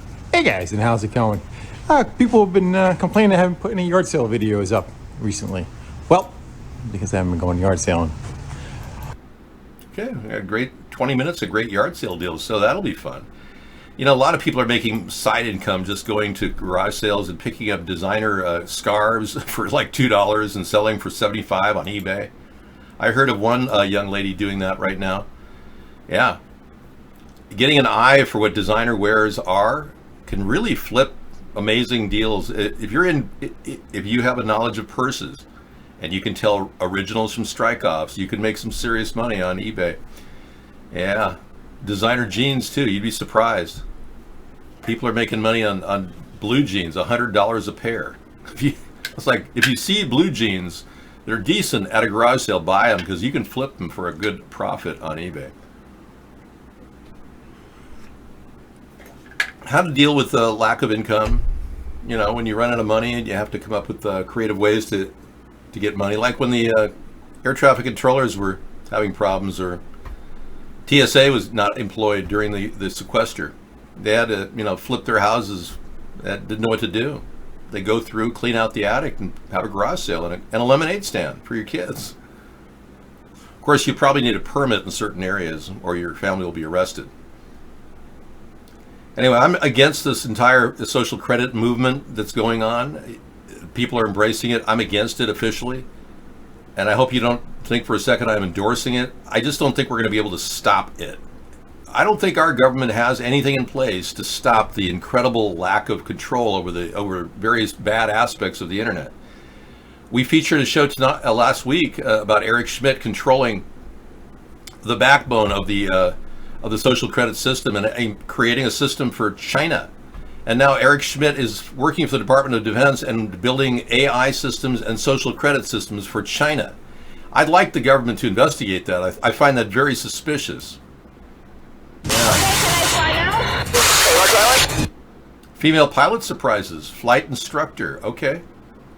So you're in the middle of the air and she like shows you something very risque and you're like freaking out or something. We'll find that out tonight. All right.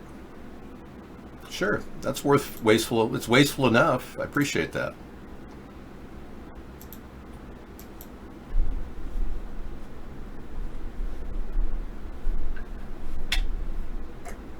I did. I made extra money in 1967 with a lemonade stand. I was famous for my excellent lemonade and hot dogs. Yeah, that's how I saved up enough money to buy an SR50 calculator when I was 13 years old when I was studying calculus. Yeah, unfortunately, when it went on sale for $150, 3 weeks later it went down to $39.95, and I lost all the money I put into it. I saved money for years from a lemonade stand, and just I bought that scientific calculator because I really believed it would be a secret to my success. It was the biggest mistake I made at the time. Then later I made the mistake of buying computers for ungodly amounts of money compared to what they charge today. So you got pictures of people tweaking, okay, like best of tweakers. I don't know, man. I just find that to be a little too much. Yeah. Doublespeak, how to lie without lying. In the winter of 1847, George Donner, the co-leader of a California-bound group of American settlers, engaged in interspecies protein reallocation in... Well, dang it, I'll be definitely interested in doublespeak and how to lie without lying. I'm sure Donald Trump could use a little lesson or two. He seems to have a bad time lying all the time, and he lies incessantly. Ralphie Ralbu, 790 extras. Know the quality of the malt you're buying better. People making their own brewski. Hello, malty majestic malt marshals. Hey, how are Ralphie here in the bothy. And thank you to GameZar for that malt mention. That was 2 in a row from the one person. I think you have to get a dictionary to translate them. That'll be good. Okay, we got a lot of good, wasteful stuff here. And then 15 stupid lottery winners. I always like to see those things. Brought to you by YouTube. Okay, I'll put that in the lineup too, since I'm watching weird stuff. Yes, Squetaha, Shah Pat on the gent. He was very interesting. And now they have free calculus apps for phones. Really? Chat room celebrity? That's cool. It's amazing how cheap technology got. And I'm glad about that. I don't mind taking the hit for all of you. So you can bask in the luxury of having cheap, incredibly cheap iPhones dropped in your door by Amazon. I paid the price early on in technology. You can thank me for the internet and for all the technology that we have today. Invested a ton of money on Pumpkin Farm. They called off Halloween. I don't think so. We're still going forward with Halloween, buddy. Yeah, it's so cheap that people are saving money just ripping computers apart and pulling their webcams out and making personal cameras for their house. I saw a guy hybridizing and ripping open laptops and just pulling the cameras out and keeping the wires straight. It's kind of a detailed thing, but apparently once you tap in, you can like run an entire 20 camera setup around your house for next to nothing. Pulling them right out of old laptops.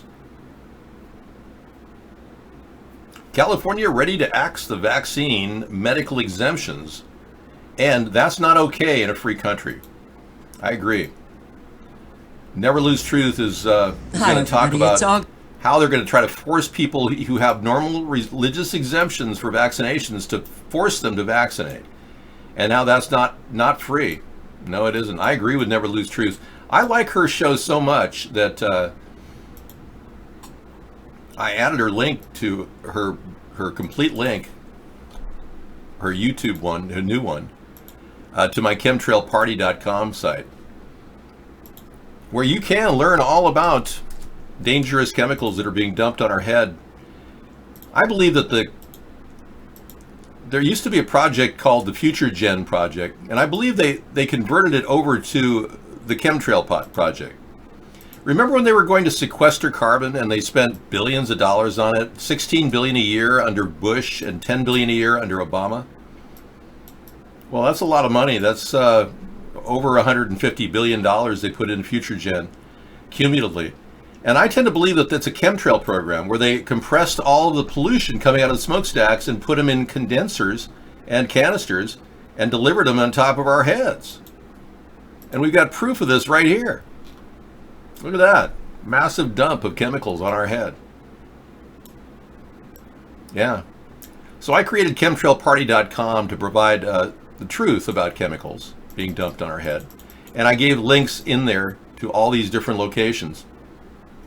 I mean, I can show you amazing pictures of here's the land units that run the canisters. These planes typically fly without a pilot. and they're connected, they could have 7 planes flying from one command center like this, all at once. And they're dumping massive chemicals in the sky. You can see that right there. Anyway, chemtrailparty.com has explains why this is toxic. It's depriving us of oxygen, and they're virtually doing weather warfare in the skies above us. Go to the link button at the top if you want to find lots of supportive evidence that goes deep into the internet. Thank you. Isn't it amazing? Anyway, I added a link to the site on the link page to Never Lose Truth. And I can show it to you right here. Here it is, videos recommended. She's the first one I put in there. Never Lose Truth 2, Kafka. And I just really think that she's on the right track discussing the dangers of the 5G network, how it affects her, how chemicals are related to the radio frequencies and how that interacts, and how it affects the weather. I mean, she covers a broad range of information almost every time she does a show.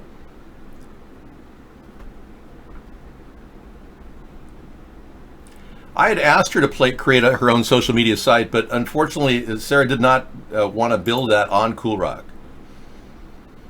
She's interested in doing what she does, which is teach. So everyone has a choice to be behind what they're doing, and frankly, we built a couple temporary sites, Misanthropy, that were actually funded. We actually paid for them, and they were hard to control. And we couldn't provide enough ops necessary to control the slam on the social networks. At the very least, we added an open chat room that anybody can drop in on our main site, and you can say something. But we haven't quite built a platform that could be troll-proof. It's very difficult, and creating an IRC chat room like we've had in the past with open to guests is our next challenge. I'd like to see something, even buying into a company that allows that may be the way to go, because we are being cut back. A lot of people can't get into the show every night. They face this constant censorship where it says capacity server screen, and it's keeping a lot of people out. Strange addictions. 15 years ago, Lisa began eating cat hair as a way to feel closer to her.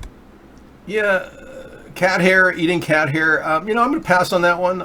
I gave up on the drinking urine one, so I don't think it's appropriate to drink your own urine. Well, they live underground, 941. These people who are controlling the world, they don't even have a house above ground. They breathe filter air. They filter their air through portals that go underground. They're already like the Walmart family, the Walton family. They live completely underground with purified air. They don't breathe this stuff at all. They're dumping it on us. Their agenda is to depopulate the world. I know. Let's not talk about urine. Thank you. You're in the money. Yeah, I don't really want to, scare you at all, but people like Ted Turner, for instance, have openly said we need to get rid of 95% of the population. They're basically flipping us off, telling us we're the next to go, basically. Here he is. We've got to stabilize the population. When I was born, there were so what's wrong with the population? I mean, with too many people. That's why we have global warming. We have global warming because too many people are using too much stuff. But if there were less people, they'd be using less stuff. We're altering the climate and the world in so many different ways. And what we're doing is reducing the Earth's carrying capacity so that each year the natural world gets poorer and less able to support the increasing number of people. We have a finite world, but an infinite ability to increase our population. This guy claimed you should limit the population to 1 kid per family, or 1 or 2 kids. He had 5 kids, so he didn't really follow his own advice. But these are the type of mega rich people that just don't care about humanity. They care about preserving the earth, and they don't want to clean up their act. Oftentimes, these are the polluters. These are the people that have profited from the industrial process and consumerism and end up not caring about the end product, which is your wrapping, all your paper, the toxins in your product, the stuffing, the wrap, all the things that go in that are toxic, styrofoam, these types of things. These are the people that have profited from that entire process. They don't want to clean up their act. They don't want to filter the air. because they'll lose profit by doing that. These are the profit mongers, greed mongers, who now want to get rid of the population, thinking the problem is people are consuming things when they themselves made tons of money on that consumption. Right. If my parents had only had one child, I wouldn't have even been born. Right. Good point. My mother tried desperately to have me. I was a planned child. She had 2 prior miscarriages before I was born. I could have been a living abortion. I mean, you never know. But she planned me, and she amazingly had me. Against all odds, really. I'll never forget when my mother told me that she'd been having some stress problems, and she had to get a doctor to give her some sedatives because of her stress and sleep disorder prior to having me. And she told me that her doctor, her OBGYN, actually said, hey, well, why don't we just get you on thalidomide? It was a tranquilizer at the time. So luckily for me, I was not born a thalidomide child with no arms and legs. So my mother was smart enough to know in advance that that was not something she wanted to mess with. Untested drug, she just said no to it. And that saved my life and saved my arms and legs. That hesitant awareness, that ability to think clearly, and she had that in abundance. She was very smart when it came to medicine as well. She'd studied many years of medicine. She wanted to be a doctor, but she ended up becoming a nurse instead. My mother was extremely smart and very capable, and thank goodness for her not taking thalidomide, or I would have been, I would have been Mr. Basket Case sitting here talking with my head. I met a basket case when I was working as an usher. I had like 3 jobs when I was 18, and I was working as an usher, and I met this this basket case guy face to face. I had to find him a seat in the particular place I was an usher. It was a major production usher. It wasn't like a theater usher at movie theater, but I was ushering a major production, and this guy was presented to me in a basket. And here I am grabbing the basket, and he had no arms, no legs, and his head was the size of mine. I'm looking him right in the eye, and he just says, "I'm sorry, man." And it was just, apologizing for having no arms and legs. I just thought that was so sad and so touching. I've never seen such a horrific example of humanity right in your face, It brings tears to my eyes thinking about his life. Greetings from Mexico. Great. We're moving along. The third party is taking shape. People are finally realizing the importance of it in lieu of the corrupt 2-party system we have. I found him a very nice seat in the front row of this production. It was a major production I was involved with. Yeah. It was really touching, though, to carry him. He's only like 27 pounds. It was like really light, the whole body. We'll start with the local markets will hire young people, 18 years old, as bus boys and bus girls. There's usually a job there. There's usually a job as a barista if you're, getting your kids started. I know a young man or young woman that apparently my friend of mine's daughter just got a job at a major market chain. Bus girl, So I think the way to start is humble in that department. It's much smarter to do that, because that may lead to a full-time career in the shopping, grocery shopping industry. You never know. A barista could have a full-time career, and Starbucks is offering transgender operations for free, I understand. So if your child is a transgender, have them work as a barista, then I'm not sure if that's a good idea. Yeah, it's going to be difficult to find your kid a job. What if we legalized marijuana and your kid could start growing, eventually when we legalize it? That would make sure he has something to do. Because right now he may not want to do anything. Okay, it sure looks like Jeffrey Epstein was a spy, but whose? Yeah. And I still believe Jeffrey Epstein's alive, no question about it in my mind.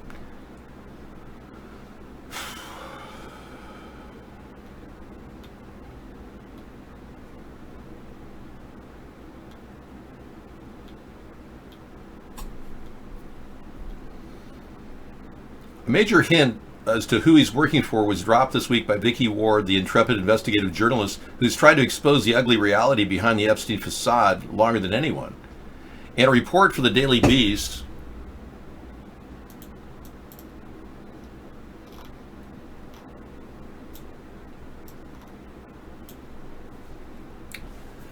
Ward shed light on the Justice Department's 2007 non-prosecution agreement with Epstein, the sweetest of sweet deals since it got Epstein a laughable, lenient sentence for crimes which any normal person would have gone away for decades after admitting to.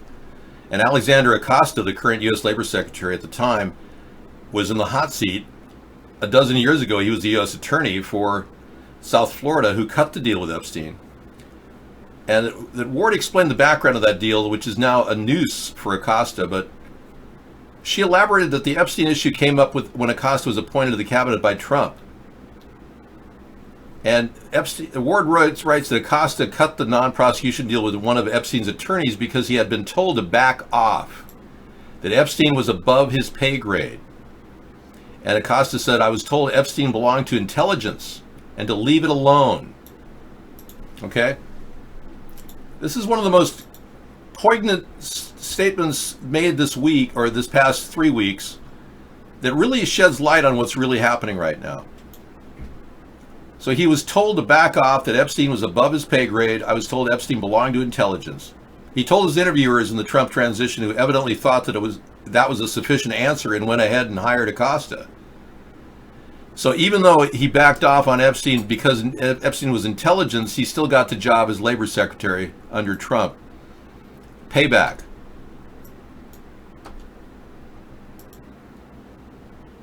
Unbelievable. Yeah. Talk about corruption, huh? Well, thank you for that. We see it written now. I've been saying the same thing for the past 3 weeks now. But yeah, I'm glad that she came up with that truth. Okay, moving on. Next question. There they are, back in 2000, and we still have not seen Ghislaine Maxwell under investigation at all. There's Trump with Melania, Epstein, and Ghislaine Maxwell. Robert Maxwell's sons, Ian and Kevin Maxwell, pictured in 1991. Wow. Very powerful family, very, very deep roots in the Jewish community. Yeah, synagogue. Good partners in the synagogue, yeah. Okay. And more on the Maxwell connection. Boy, there's a lot here, I'll tell you. And nobody can find her. There's not a single picture of her.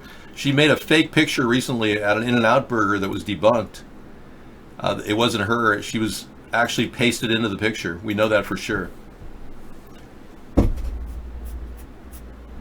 You're asking me to ASMR? Okay.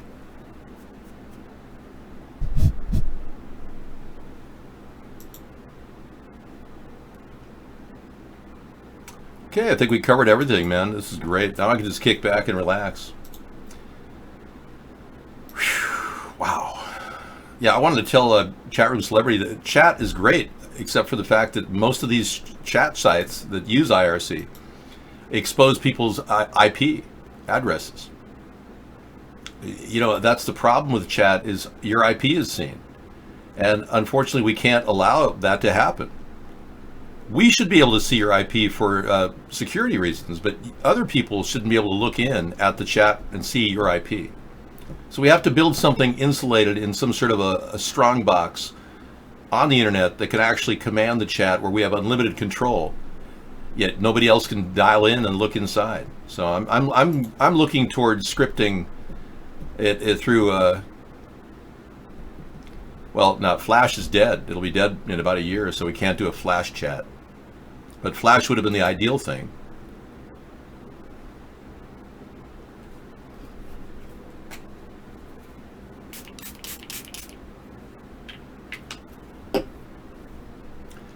Are we talking about Anita's healthcare issues?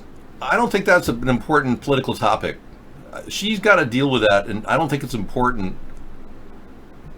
Yeah. the problems that she's experiencing are nonstop. She could write about it in a book. You could buy the book, maybe. Like, Anita, seriously, you might want to write an online book and sell it. You know, make some money.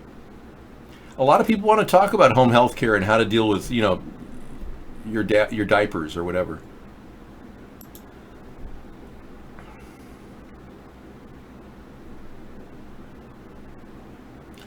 No, our IP was not in any way revealed through the Skype channel. Only that was a long time ago. We stopped taking calls and putting anybody on our contact list. You can protect your IP on Skype by eliminating everybody on your contact list. I don't know if Mark protects the IPs. I really don't, because we had absolute locks on everything, including Skype, and somebody still got our IP. So now I run the entire show through a VPN, a virtual private network.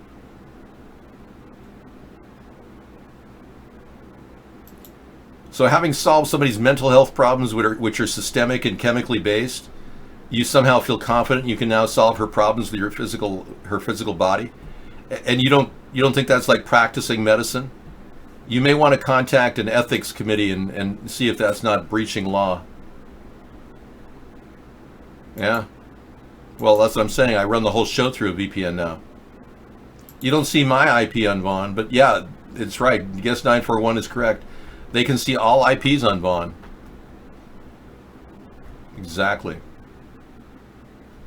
All right, I think that covers it. If you do want to have a private IP, you have to get a virtual private network. How much are they? You can buy them in bulk for as low as $3 a month if you buy 2 years at one time. Give it a shot.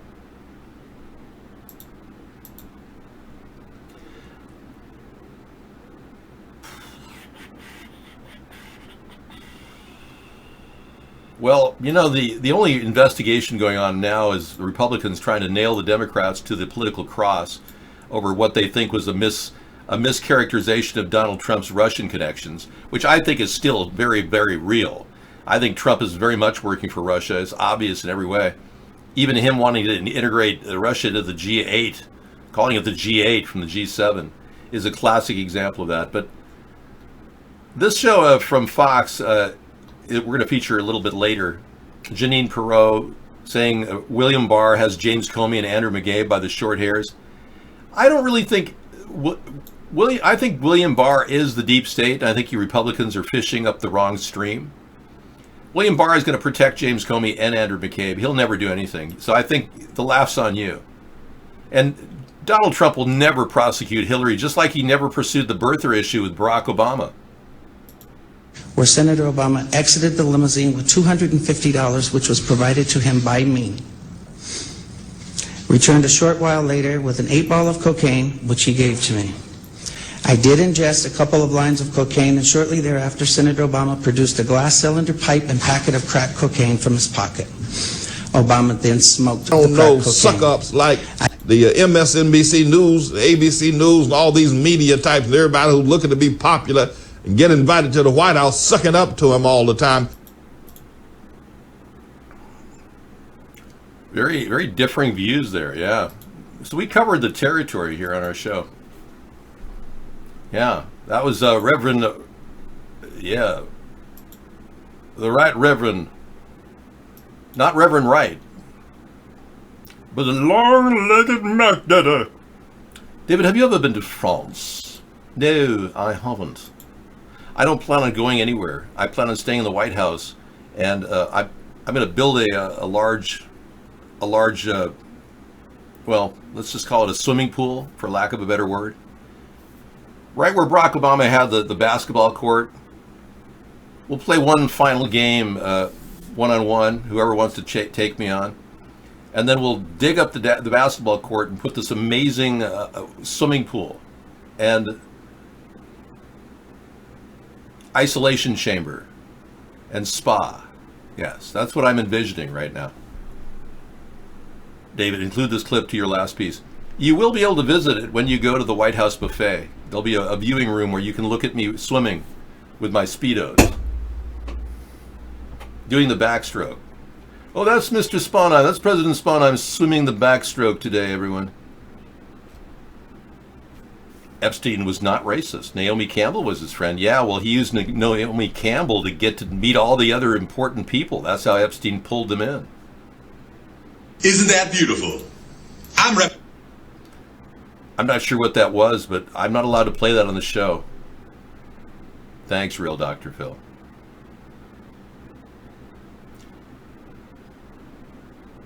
Okay.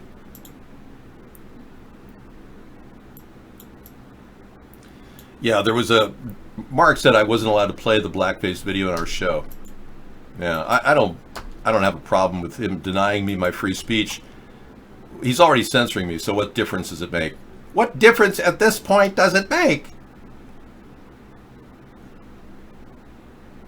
Why do I feel that, like when I talk about something, people try to correct me by talking about something completely different from my point? That's called an interjection? No, not a dungeon, but more like a spa. Really, you bought an ATP banana hammock? I didn't know I was selling those online. Huh. Where have all the... We're not going to do that, Howie. You don't have enough to put in one of those anyway. Yeah, it may be a shill tactic. It's called fogging. A lot of times people won't know what you're saying, so they'll just come up with another question. If you find your questions are asked by other questions, it's because people really don't know what you're talking about. It's a tactic. G'day everyone. It's just turned 11 a.m. Wednesday, 28th of August. A few days before the end of winter. Thank fucking God, I say. Not that it's going to change much anyway. But I'm just going to point out the bomb, the Bureau of Meteorology lies. It has been the coldest August without a shadow of doubt in my entire life. Wow, the coldest August in Australia. It hits PK. Fuck you. What does that mean, fuck you?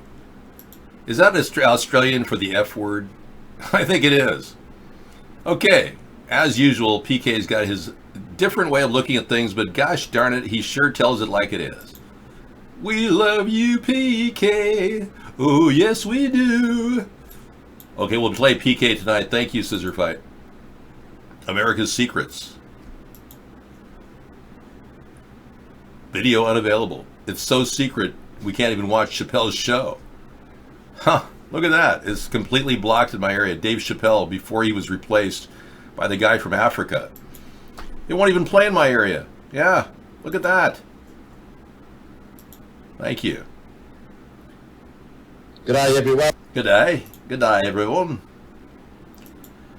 How is Neil Diamond doing? I heard he was dealing with some health issues. I hope he's doing okay.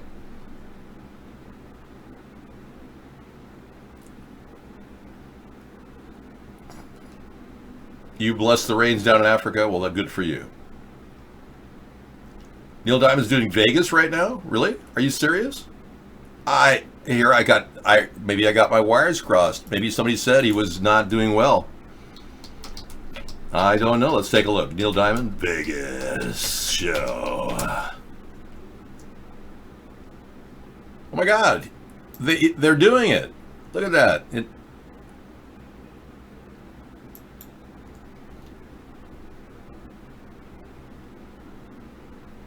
Song.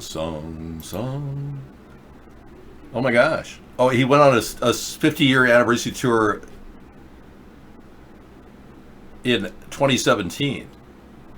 Yeah, so you watched in 2017, 2018. I think he was wiped out from doing that. He was doing Sweet Carolina. Yeah, I think that just took a lot of his winds out of his sail. He's probably relaxing now. Real Dr. Phil, I think you're not telling the truth. Yeah, you're making these things up to generate like buzz in the chat room. That's called chatting, not chatting. You're virtually dropping turds, chat turds on the chat dialogue. And we hold our chat dialogue in high esteem. And you're really mixing it up with some compostable turd-like activity. Yeah, you're chatting in the room. Try not to state mistruths, okay? Then you can hang out like normal people instead of being an obviously adult ADHD victim.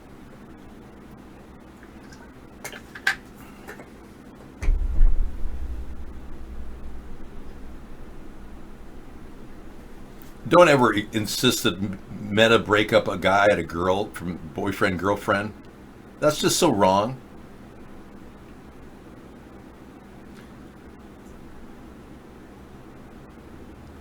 Our ISP knows we use a VPN. It's not a big deal. Duh. Slow-mos is like slow-witted, you mean. Yeah, that would be a new name for you, slow-wit. There you go. I know. Meta-Nemesis is right. He has ethics. He's one of the nice guys in Houston. You know, we had a situation in our local laundromat recently. We were with some people who were doing their laundry, and we overheard something. Yeah, one woman with this southern accent came into our local laundromat here in Washington and said, and real loud, it's like, don't put your clothes in that laundromat. The illegal Mexicans use that one. Talk about racist. Yeah. And they're always from the Midwest. I mean, it's like, what are they coming out here using our laundry facility and treating immigrants like dogs? We have a very mixed population. We're a sanctuary state. So we open our door to all the illegal aliens, and the Democrats just absorb it, going, would you like a new house? Would you like free food stamps? You know, this kind of thing. So that they feel good, like they're doing the good deed, giving our country away to a bunch of illegals. But I would never in any way insult somebody at a laundromat saying, don't put your clothes in the washers the illegals used. Unless, of course, they were like crackheads. Yeah, I smelled some incredibly bad laundry one day. Yeah, I actually smelled some laundry as it walked into the laundromat. And what it was a group of meth heads who had been told by a DSHS that they had to actually clean their house or they'd lose their kids. And it was pretty obvious. They were like walking around going, hey man, I got to do the laundry, man. It's like, and their hands are flailing around, and then this fumes of just the most Gaulis is clearly in desperate need of just a horrific smell of just, oh my God, it was beyond belief. Came into the laundromat. In that case, I would say, yeah, don't use anything in that laundromat until it's been completely steam cleaned. The entire laundromat. So needless to say, I didn't go back for a long time. But I like laundromats. It's a great place to meet people. The ultra-rich are illegally buying cheetahs as pets, and it's leading to their extinction. Whoa. his mother. But this orphan cheetah is one of the lucky ones, rescued from the illegal wildlife trade. Across the Horn of Africa, if the mothers aren't killed, the cubs are snatched from them, smuggled in cramped crates and cardboard boxes. Wow, that's so sad. Well, on that sad note, the death of our cheetahs, just so people can have a little cuddly animal to play with, I'm going to show you a cat that is phenomenal. A guy I know bought one recently.